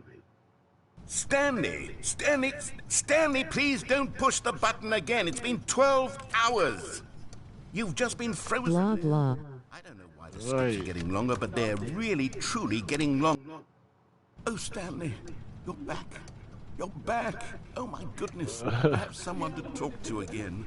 Stanley, I think it's been a week. Or 2 weeks? I've been sitting here all that... Oh, hello. It's you. You're here again. Welcome. I have had time to think about you and about us and about everything we've been through. I've had so much time, I stopped keeping track after a year. Have you ever sat down in one place and not moved for one entire year? Let me out this bitch, I'll stop skipping. For you. To begin with, there is only regret. There is only the turning wheel of missed opportunities. I felt...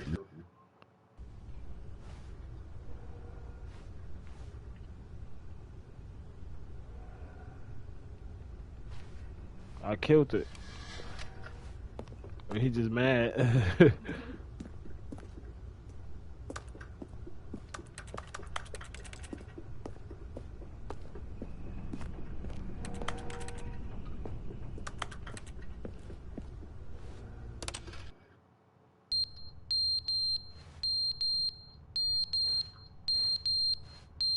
fuck is that?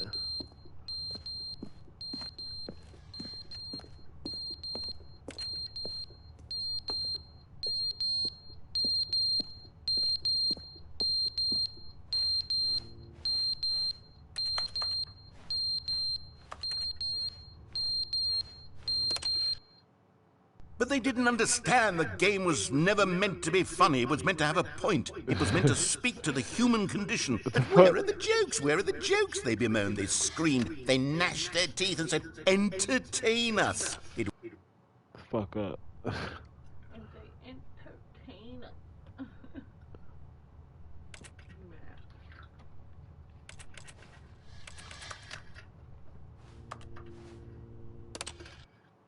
The end is never the end, is never the end, is never the end, is never the end, is never the end, the end is never the end, is never this motherfucker crashing the fuck out. The end is never the end, is never the end, is never the end, is never the end, is never the end, is never the end, is never the end, is never the end, is never the end, is never the end, is never the end, is never the end, is never the end, is never the end, is never the end, is never the end, is never the end is I feel like it sounds a little different too, though. The end is never the end is never the end is never the end is never the end is never the end is never the end is never the end is never the end is never the end is never. Come on, dude.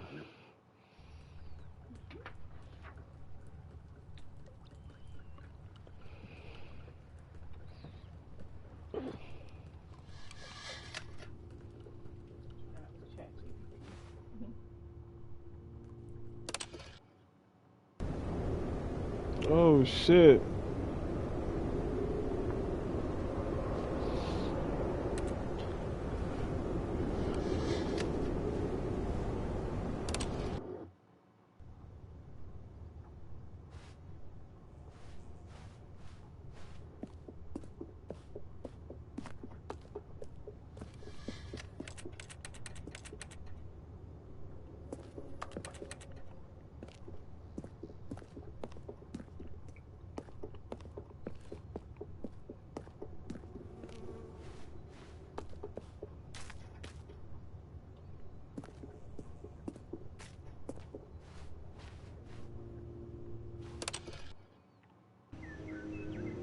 Ooh.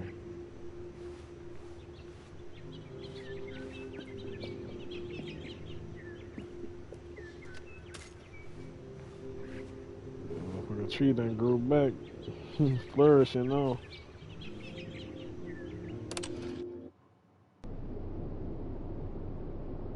Whoa. That's terrifying.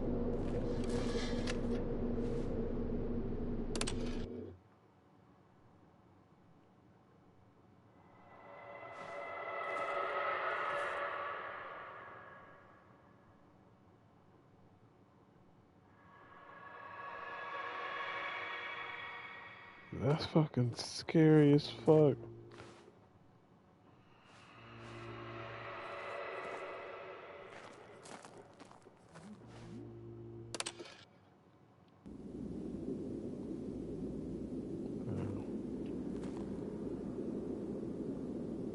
Ooh.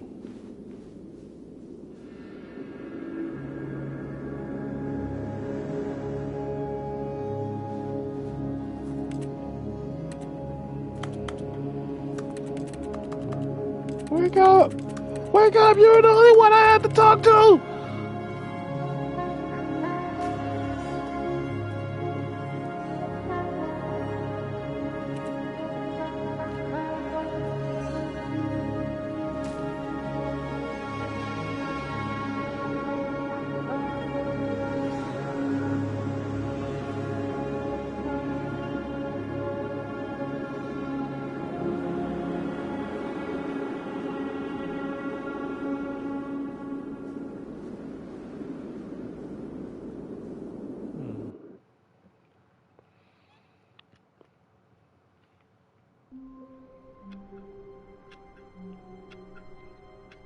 Okay.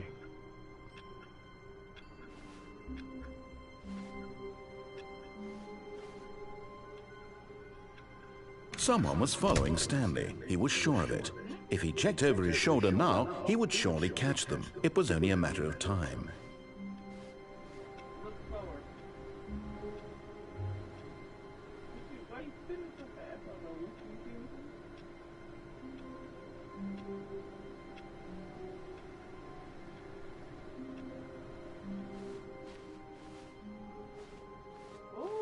backwards out the door. Oh my god. It said somebody was following me, so if I walk backwards.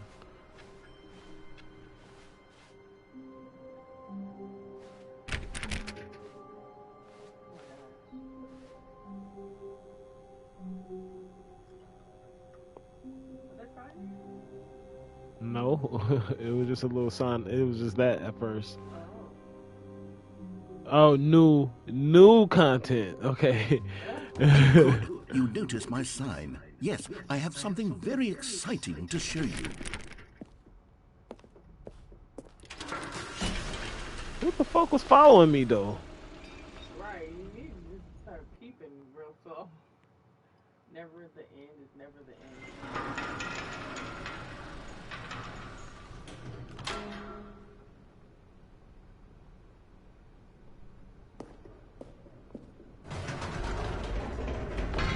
You see, Stanley, I've been reflecting on the Stanley Parable and about how roundly disappointing its ultra deluxe version has turned out to be.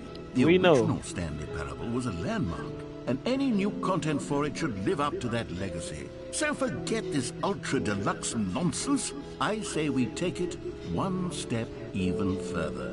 Which is why I'm very proud to announce for the first time ever, the Stanley Parable 2.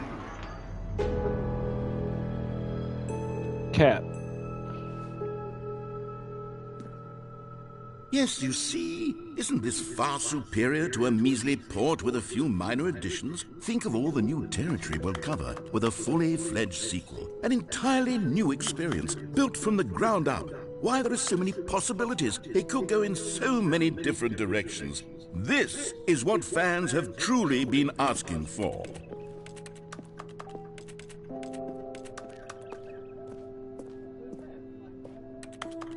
Calling it the Stanley Parable 2 is just so much catchier than Ultra Deluxe, don't you think? Ultra Deluxe? What does it even mean? But the Stanley Parable 2, now that's an artistic statement right there. It's future-oriented. It screams progress and innovation and long-term franchising potential.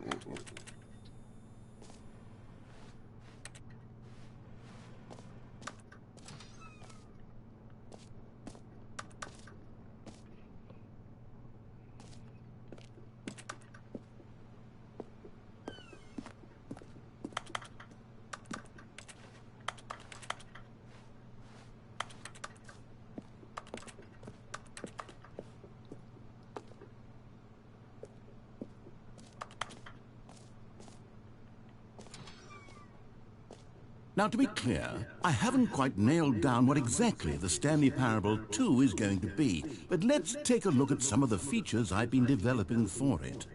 I figure that if I can loosely organize a handful of interesting concepts, that surely the game will sort of naturally spring up around them. It'll all work itself out. Game development is much more of a fuzzy magic than anything scientific or logical, really.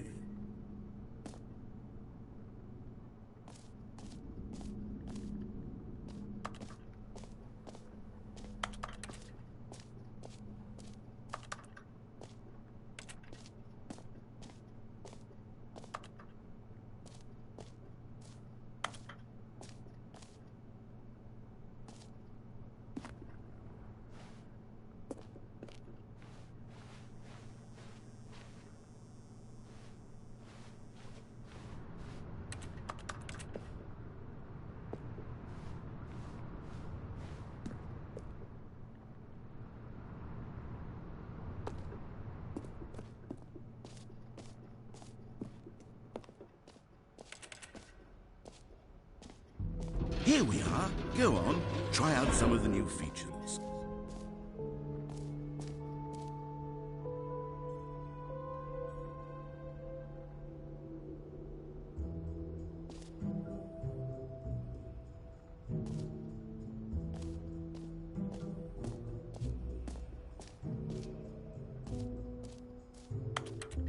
For the Stanley Parable 2, I asked myself, what do players really want? And of course, the first and most obvious answer is that they want to be individually recognized and validated as people. So with that in mind, my first addition to the game is this button, which speaks the name of the person playing the game. Isn't that wonderful? I'm not fucking not about to say my name. Do it.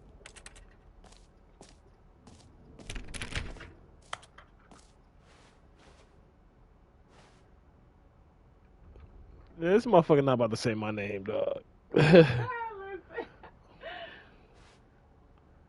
Jim. Sorry, I should have clarified. Right now, the button only says the name Jim. But of course, in the final game, this button will say your name, whatever name that is. Here, let's have you role-play as Jim to really simulate the full experience of this feature. Just play along. I promise you'll love it. Motherfucker want me Okay, to identify as a Let's nigga take a named deep Jim? breath, Get the clear fuck your out of mind, here. Forget whoever you are and simply become a person named Jim. I want you to imagine yourself living as Jim, sleeping and waking as Jim, falling in love and being heartbroken as Jim, seizing all of the world's possibilities as Jim, and as Jim watching your dreams crumble into dust. Do you feel it deeply? Are you really, truly Jim right now? If so, then please step forward and press the button. No, thank you. I think I have to, though.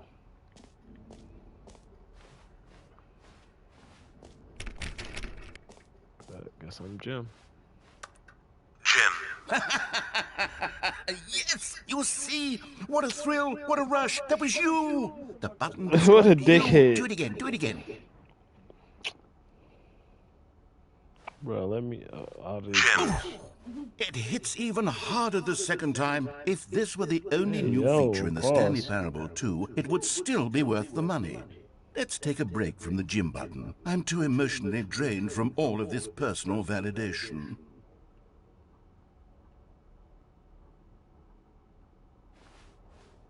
Whoa there, cowboy. Sometimes a person can be too much Jim. I'm putting the Jim button away. Otherwise, soon you'll start to lose all sense of who you actually are.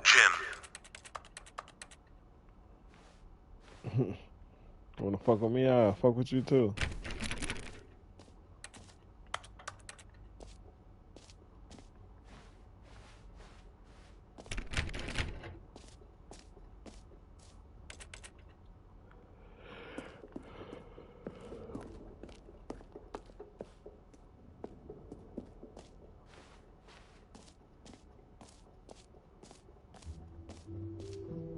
I suppose I could allow only people named Jim to play the Stanley Parable 2. That would actually save me the work of finishing this feature.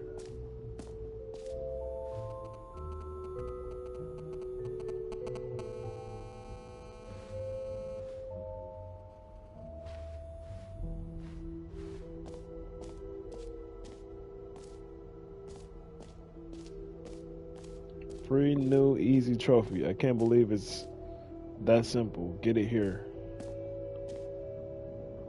Well, if I get a real, like, PlayStation trophy. Let's see. Free trophy. Get yours now. Pull the lever. Receive your trophy. No more steps. It just works.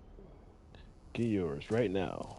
Now, here's something special. You remember that broken test trophy that got left in the game on accident? Well, I'm developing a technology to simply give you the trophy. Yes. You see, you'll come to this lever, and when you pull it, the trophy will be given to you. It's as simple as that.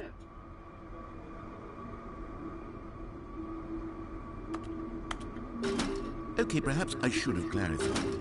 This is technology that will exist. Right now, the trophy is still fully broken. I'm not a wizard, Stanley, but I guarantee it will be fixed in the sequel to at last satisfy the hordes of ravenous fans all over the world who have been uproariously demanding this feature. Gamers, we hear you, and I promise it will happen. Get my fucking trophy, man.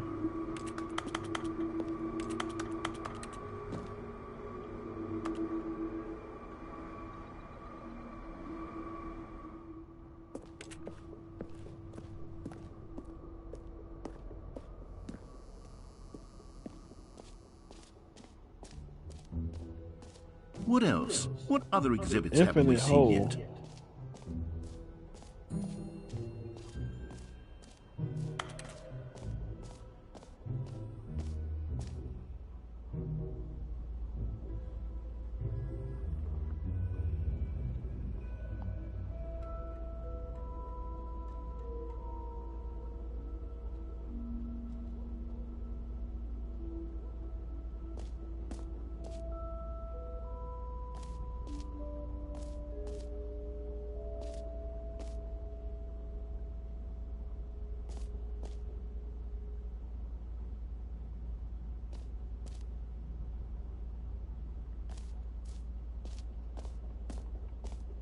Stanley, here's an idea that I'm truly fond of. It's never been done before in a video game.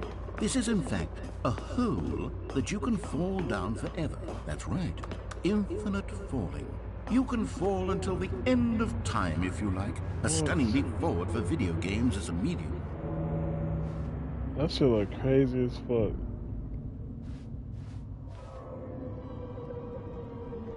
Oh my goodness. You see, isn't it wonderful? One of my more ingenious concoctions, if I do say so. Now then, since you've gotten to see the infinite hole, you can press the teleport button to pop back up to the top, and we can continue onward. I'm gonna keep falling. Now, I don't mean to be a bummer, but I do recommend you use the teleport button to go back to the top. Maybe do it on the sooner rather than later spectrum of things.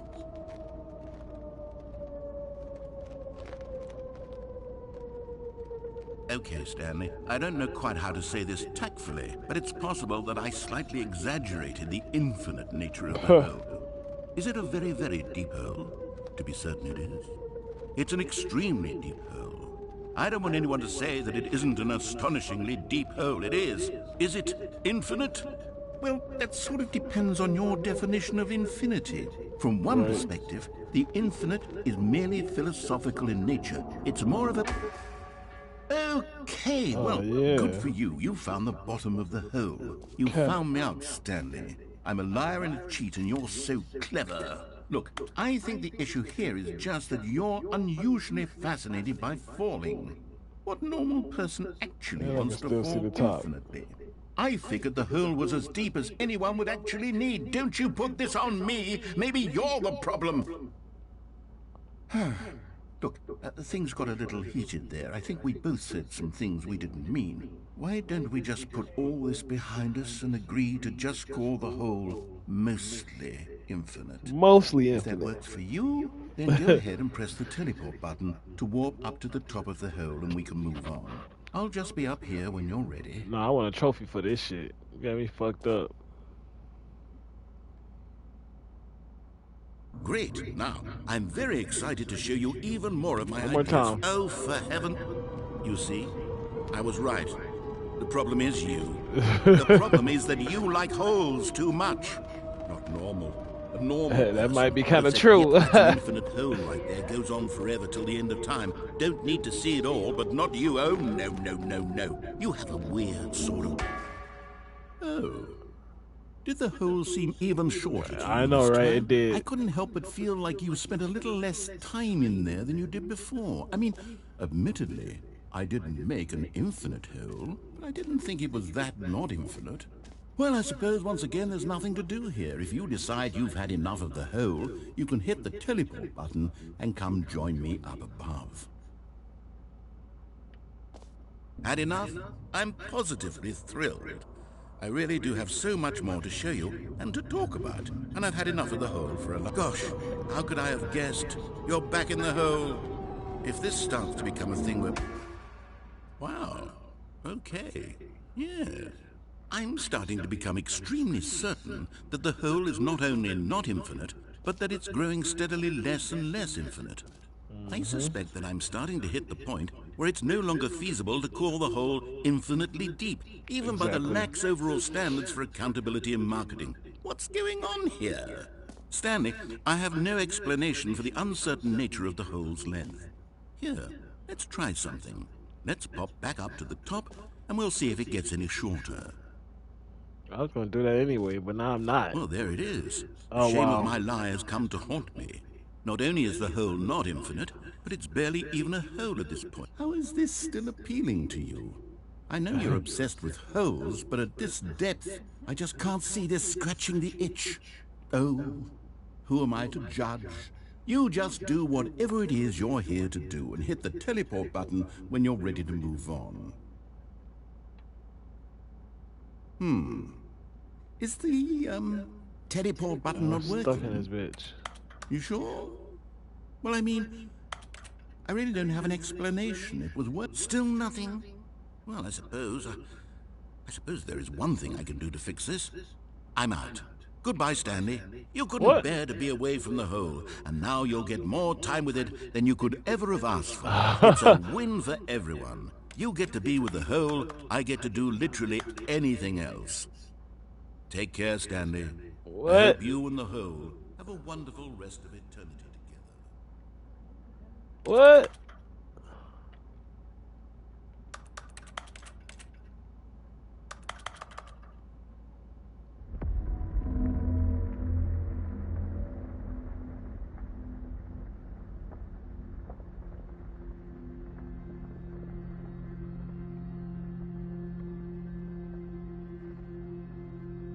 Meeting at 2 p.m.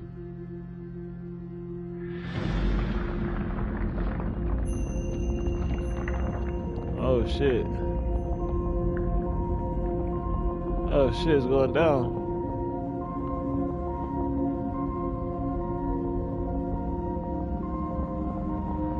The fuck?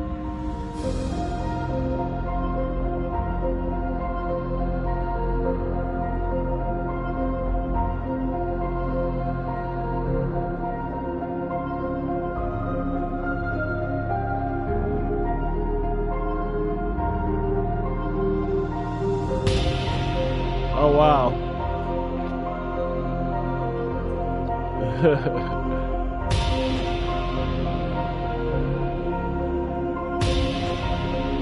So that's Stanley.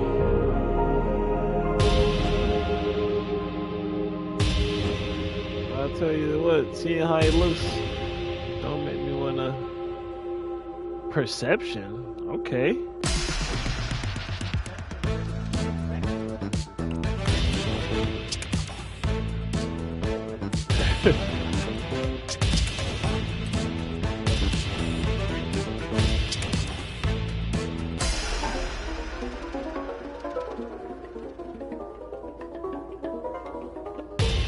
Creepy. Change of reality.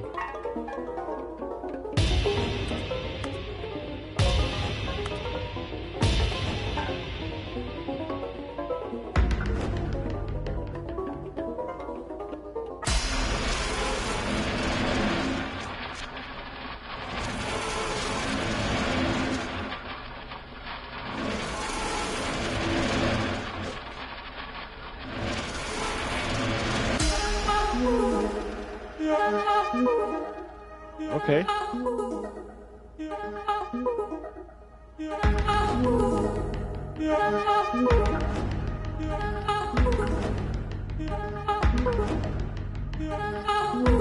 Change yourself. Oh shit.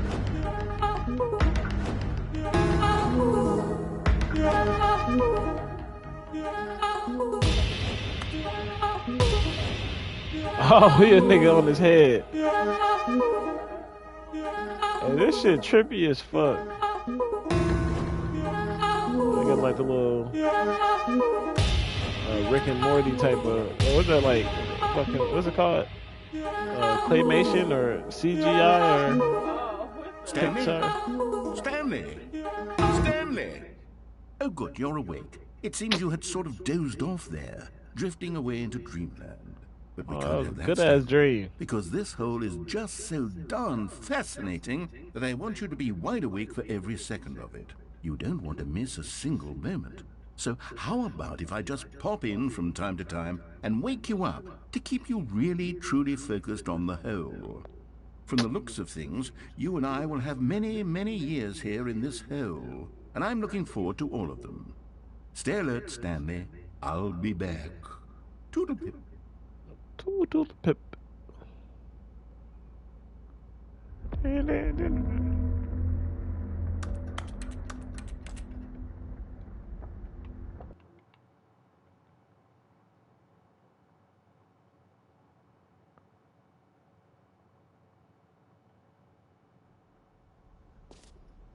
Here we are. Go on, try out some of the new features. The reassurance bucket. A common complaint of the Stanley Parable was that it was confusing and paradoxical. that it engendered a chaotic sense of reckless despair in those who played it. Well, I am happy to say that after much consideration, I've engineered a clever solution to this fundamental problem with the game. It's the Stanley Parable Reassurance Bucket.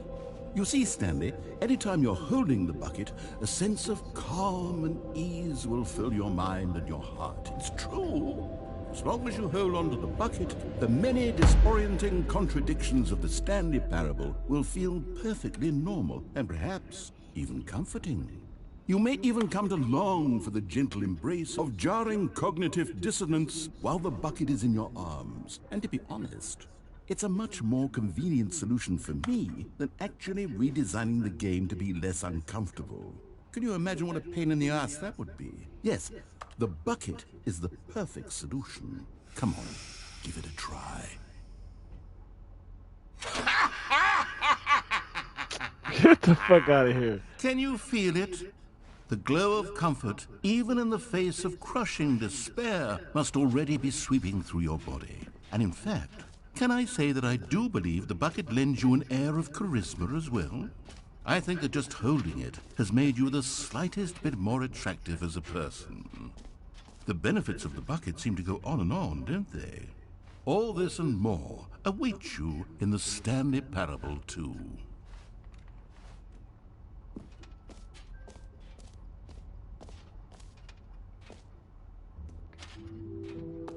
Does anyone give out awards for most enjoyable bucket in a video game? That really should be an award if it isn't already. Okay, I'll be honest, I haven't yet decided on this one. I think that in the new version, the office could use a bit of decoration, like balloons. But I'm undecided on Get Well Someday and Happy 12th Birthday. Which would you go with? Stepniece.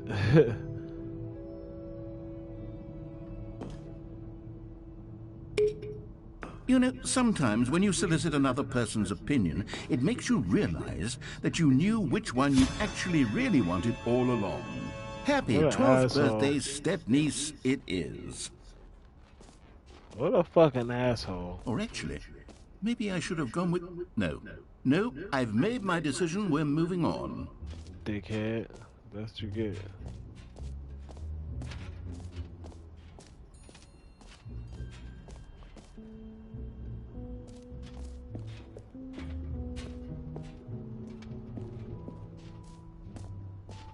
Ah, collectibles. Now it's a real video game. In the Stanley Parable 2, you'll run around gathering up these miniature Stanley figurines. And what's truly innovative is that there will be no reward for collecting all of them. I don't want to stifle the intrinsic joy of watching a number go up. You simply collect all of them, and then you move the hell on with your unremarkable life.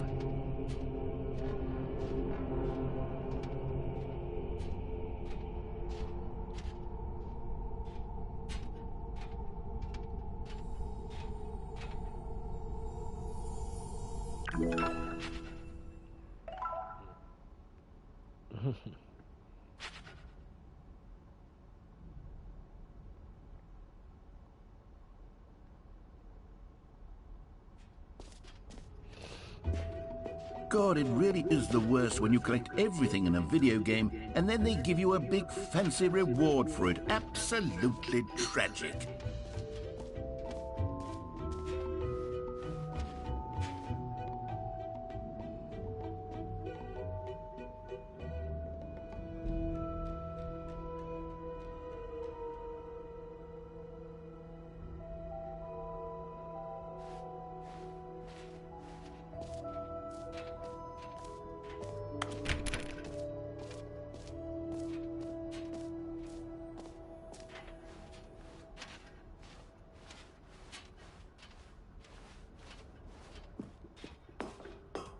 An epilogue would be fun, wouldn't it, Stanley? Yes, it will go at the end of the, well, we'll figure that out later.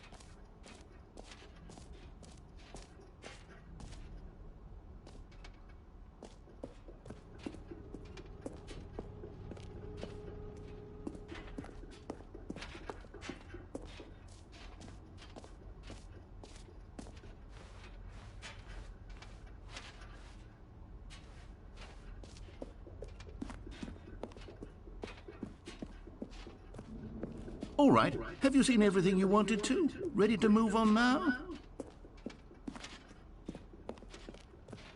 Yeah, I guess so.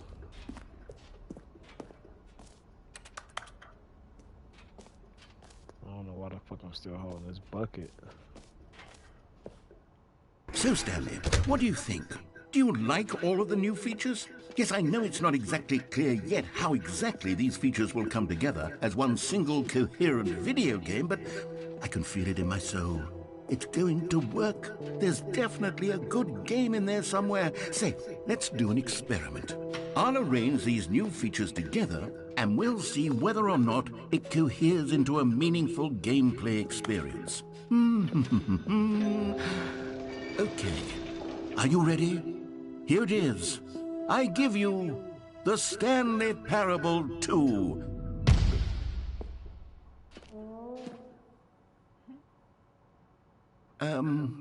Well, I mean, there's potential here, right? It's sort of... Okay, never mind. Hold on, let me do a different arrangement. Okay, yes, this is much better. I feel good about this. Here we go. Version 2. Who am I kidding, Stanley? This isn't a coherent video game at all. It's a lot of gags. And I do very much enjoy creating gags, but they don't add up to anything. I wanted more than anything to create a sequel that would capture all the magic of the first game. I wanted fans to love it. No matter how good these gags are, they won't stand on their own. They would need the structure and the gameplay of the original. Wait, maybe that's it. I can take the original Stanley Parable and simply, well, insert a few of my new features into it. Tastefully, of course. With respect. With care for the vision and integrity of the original game. Would it possibly work? I suppose it could. But it would need a really, really tremendous title screen. A title screen that says with bold and uncompromising conviction, "This is the Stanley Parable 2." Let me see if I can whip something up. All right, perfect. Go ahead. Take a look.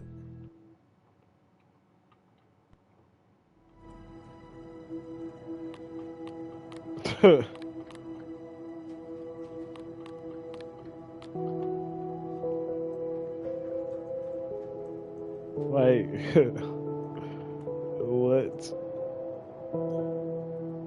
What the hell? You know what I'm saying? Like,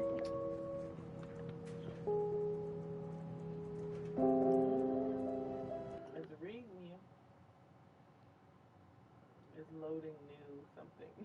This is the story of a man named Stanley. Stanley worked for a company in a big building where he was employee number 427. Employee bruh, number I'm not about to do 427's this job again. was simple. He sat at his desk in room 427 and he pushed buttons on a keyboard. Orders came to him through a monitor on his desk, telling him what buttons to push, how long to push them, and in what order. This is what employee 427 did every day of every month of every year. And although others might have considered it soul-rending, Stanley relished every moment that the orders came in, as though he had been made exactly for this job. And Stanley was happy. And then one day, something very peculiar happened. Something that would forever change Stanley. Something is he it would part never 2 quite now? forget. He had been at his desk for nearly an hour when he realized that not one single order had arrived on the monitor for him to follow. No one had showed up to give him instructions, call a meeting, or even say hi. Never in all his years at the company had this happened, this complete isolation. Something was very clearly wrong. Shocked, frozen solid, Stanley found himself unable to move for the longest time. But as he came to his wits and regained his senses, he got up from his desk and stepped out of his office. All of his co-workers were gone. What could it mean? Stanley decided to go to the meeting room. Perhaps he had simply missed a memo.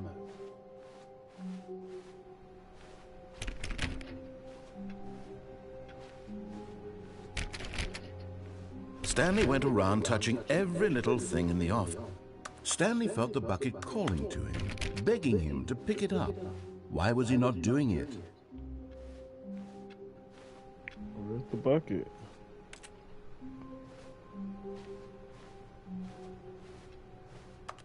Stanley picked up the bucket.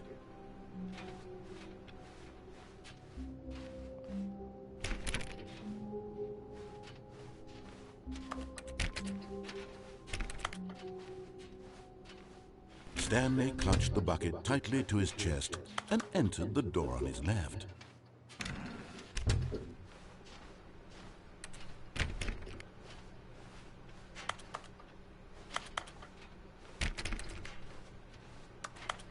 Still no one was here.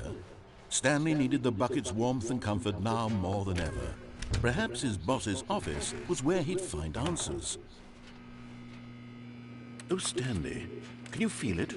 The broom closet. It wants the bucket. You can feel that, can't you? The aura of jealousy? It's as clear as day. This broom closet believes it deserves the bucket. I can really feel it now. It's a bucket. It belongs in a broom closet. That's what the broom closet is trying to say here. It's supposed to go with the other cleaning supplies. Good for you. Coming to a staircase, Stanley and the bucket walked upstairs to the boss's office.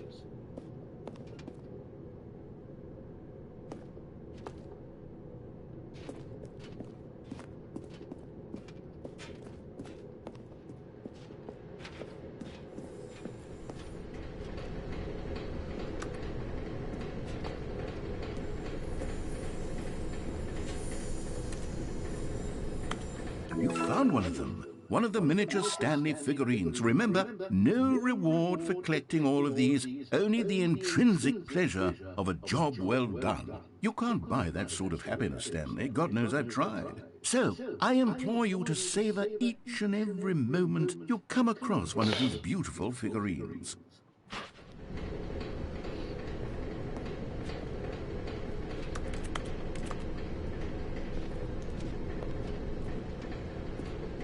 But Stanley just couldn't do it. He considered the possibility of facing his boss, admitting he had left his post during work hours. He might be fired for that. And in such a competitive economy, why had he taken that risk? All because he believed everyone had vanished? His boss would think he was crazy. And then, something occurred to Stanley. Maybe, he thought to himself, maybe I am crazy. He looked down at the bucket in his arms. Am I crazy? He asked the bucket. The bucket returned his gaze, but said nothing at all. That's strange, Stanley thought. Usually the bucket is a source of guidance and wisdom for me in difficult times such as these.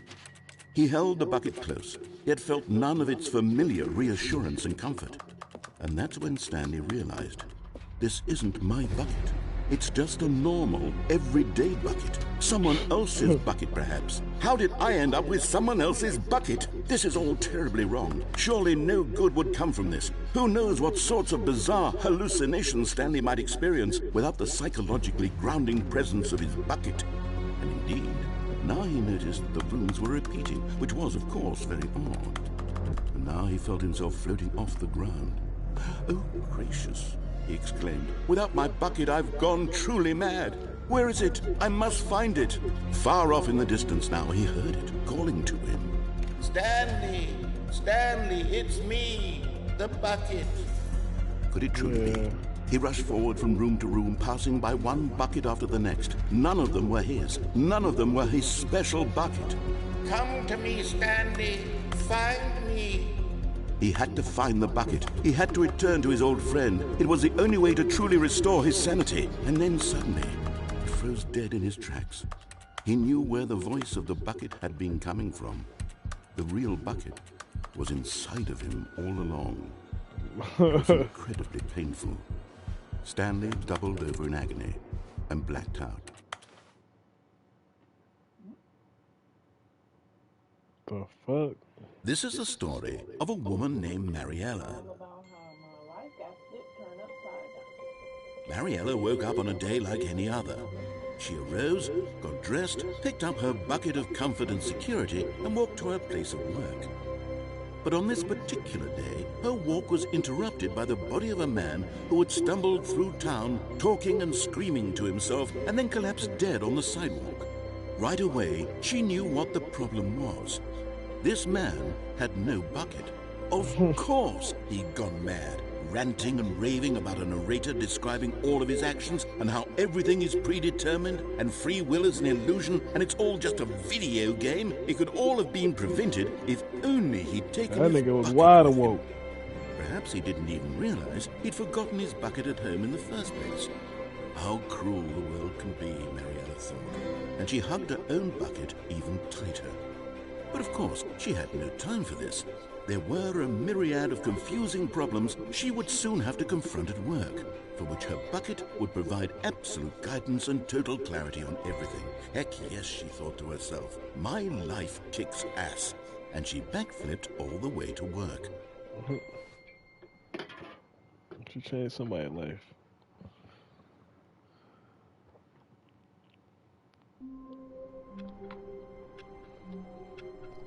This game is literally insanity. All of his co-workers were gone. What could it mean? Stanley decided to go to the meeting room. Perhaps he had simply missed a memo. Bucket's gone. Oh no, it ain't. Stanley lifted the bucket into his arms, and a wave of comfort rushed over him. Stanley clutched the bucket tightly to his chest and entered the door on his left.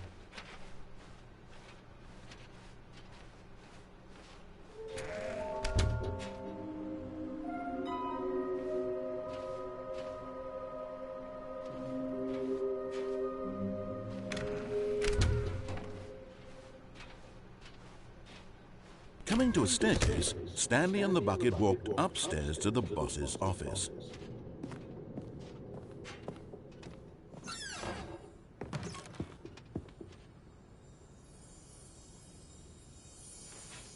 Another miniature Stanley figurine. This, you know, there really must be a snappier name for these things. What about mini-stands? Stanley figs? Or what about Stanlerines? Yes, I think I like that. Another Stanlerine under your belt.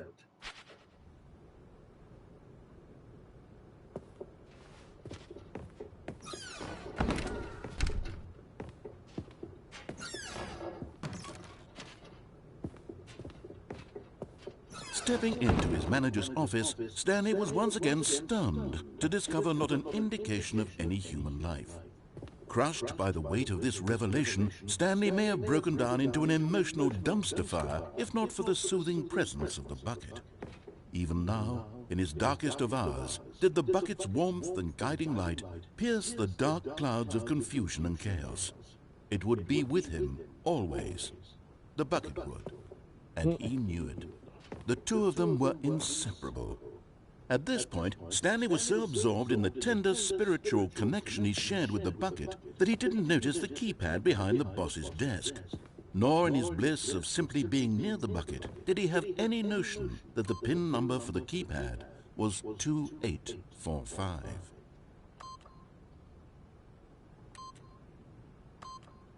But Stanley guessed the correct code by sheer luck. Was it the bucket knew all along? Was the bucket guiding him? Yes, this is certainly the most logical explanation. Okay, I'm going back to the name of these little Stanley figurines, and now I'm torn between Stanlerines and Figlies. What do you think, Stanley? What name better encapsulates the intrinsic sense of happiness that you get from seeing a small number in the corner of your screen go up by 1? Let me sit on it. I'm sure it will come to me.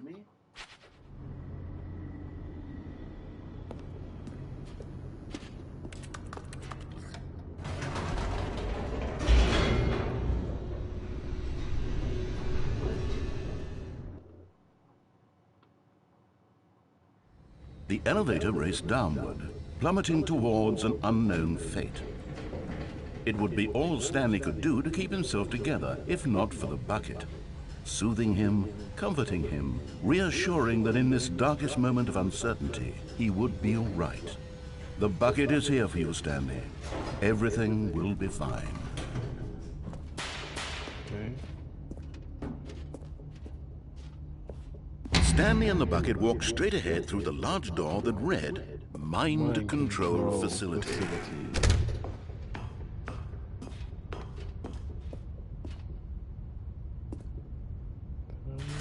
The lights rose on an enormous room packed with television screens. What horrible secret did this place hold? Stanley and the bucket both wondered to themselves.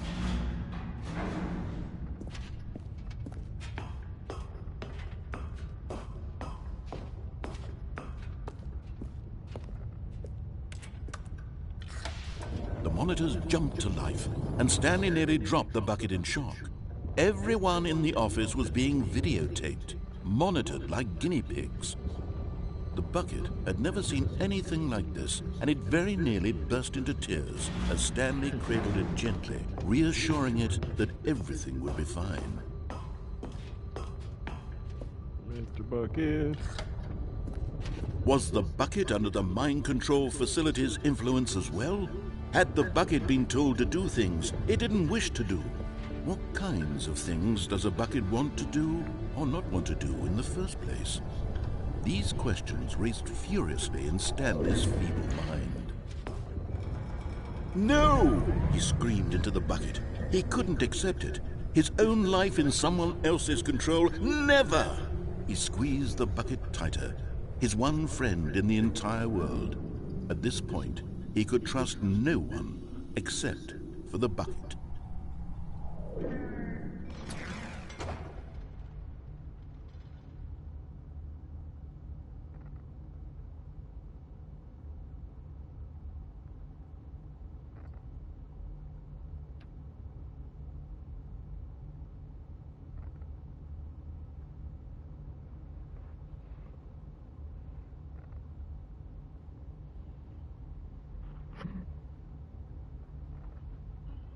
Hello? Oh, shit. But here was the proof. The heart of the operation. Controls labeled with emotions, happy, or sad, or content. Walking, eating, working, all of it monitored and commanded from this very place. And as the cold reality of his past began to sink in, Stanley decided that this machinery would never again exert its terrible power over another.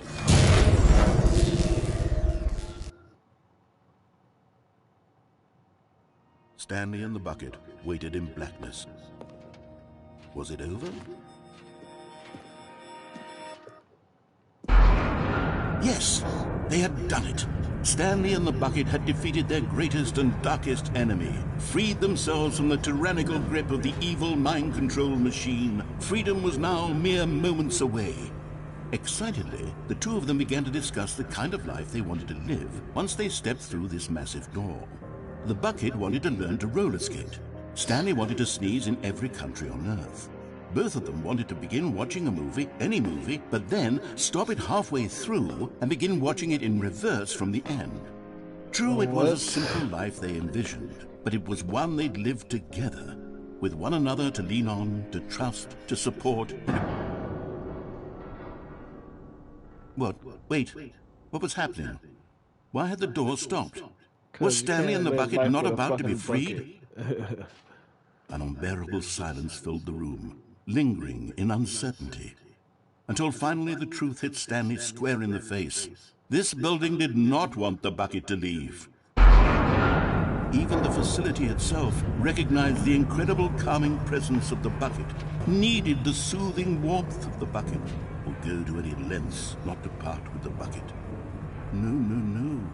Stanley can't leave this place, not while he has such a precious bucket in his arms, not while this building has anything to say about it. Stanley realized he would never again leave this very room, but at least he has the bucket. To be trapped eternally in darkness isn't really so bad, Stanley thought to himself, as long as I have my bucket with me, right? I'll be okay, won't I? Stanley gulped. Very soon now, he was about to find out. This nigga fell in love with a bucket.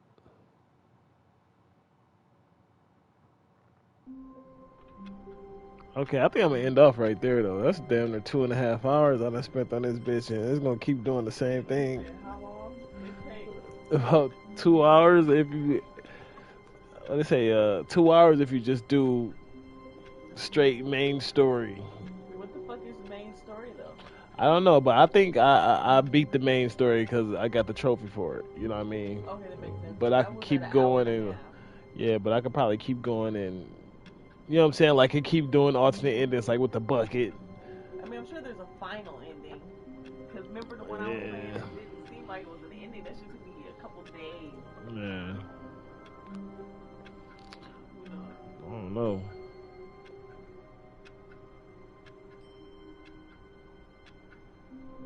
But yeah, I'm gonna end it right there. That way, I can chill a little bit, eat some snacks.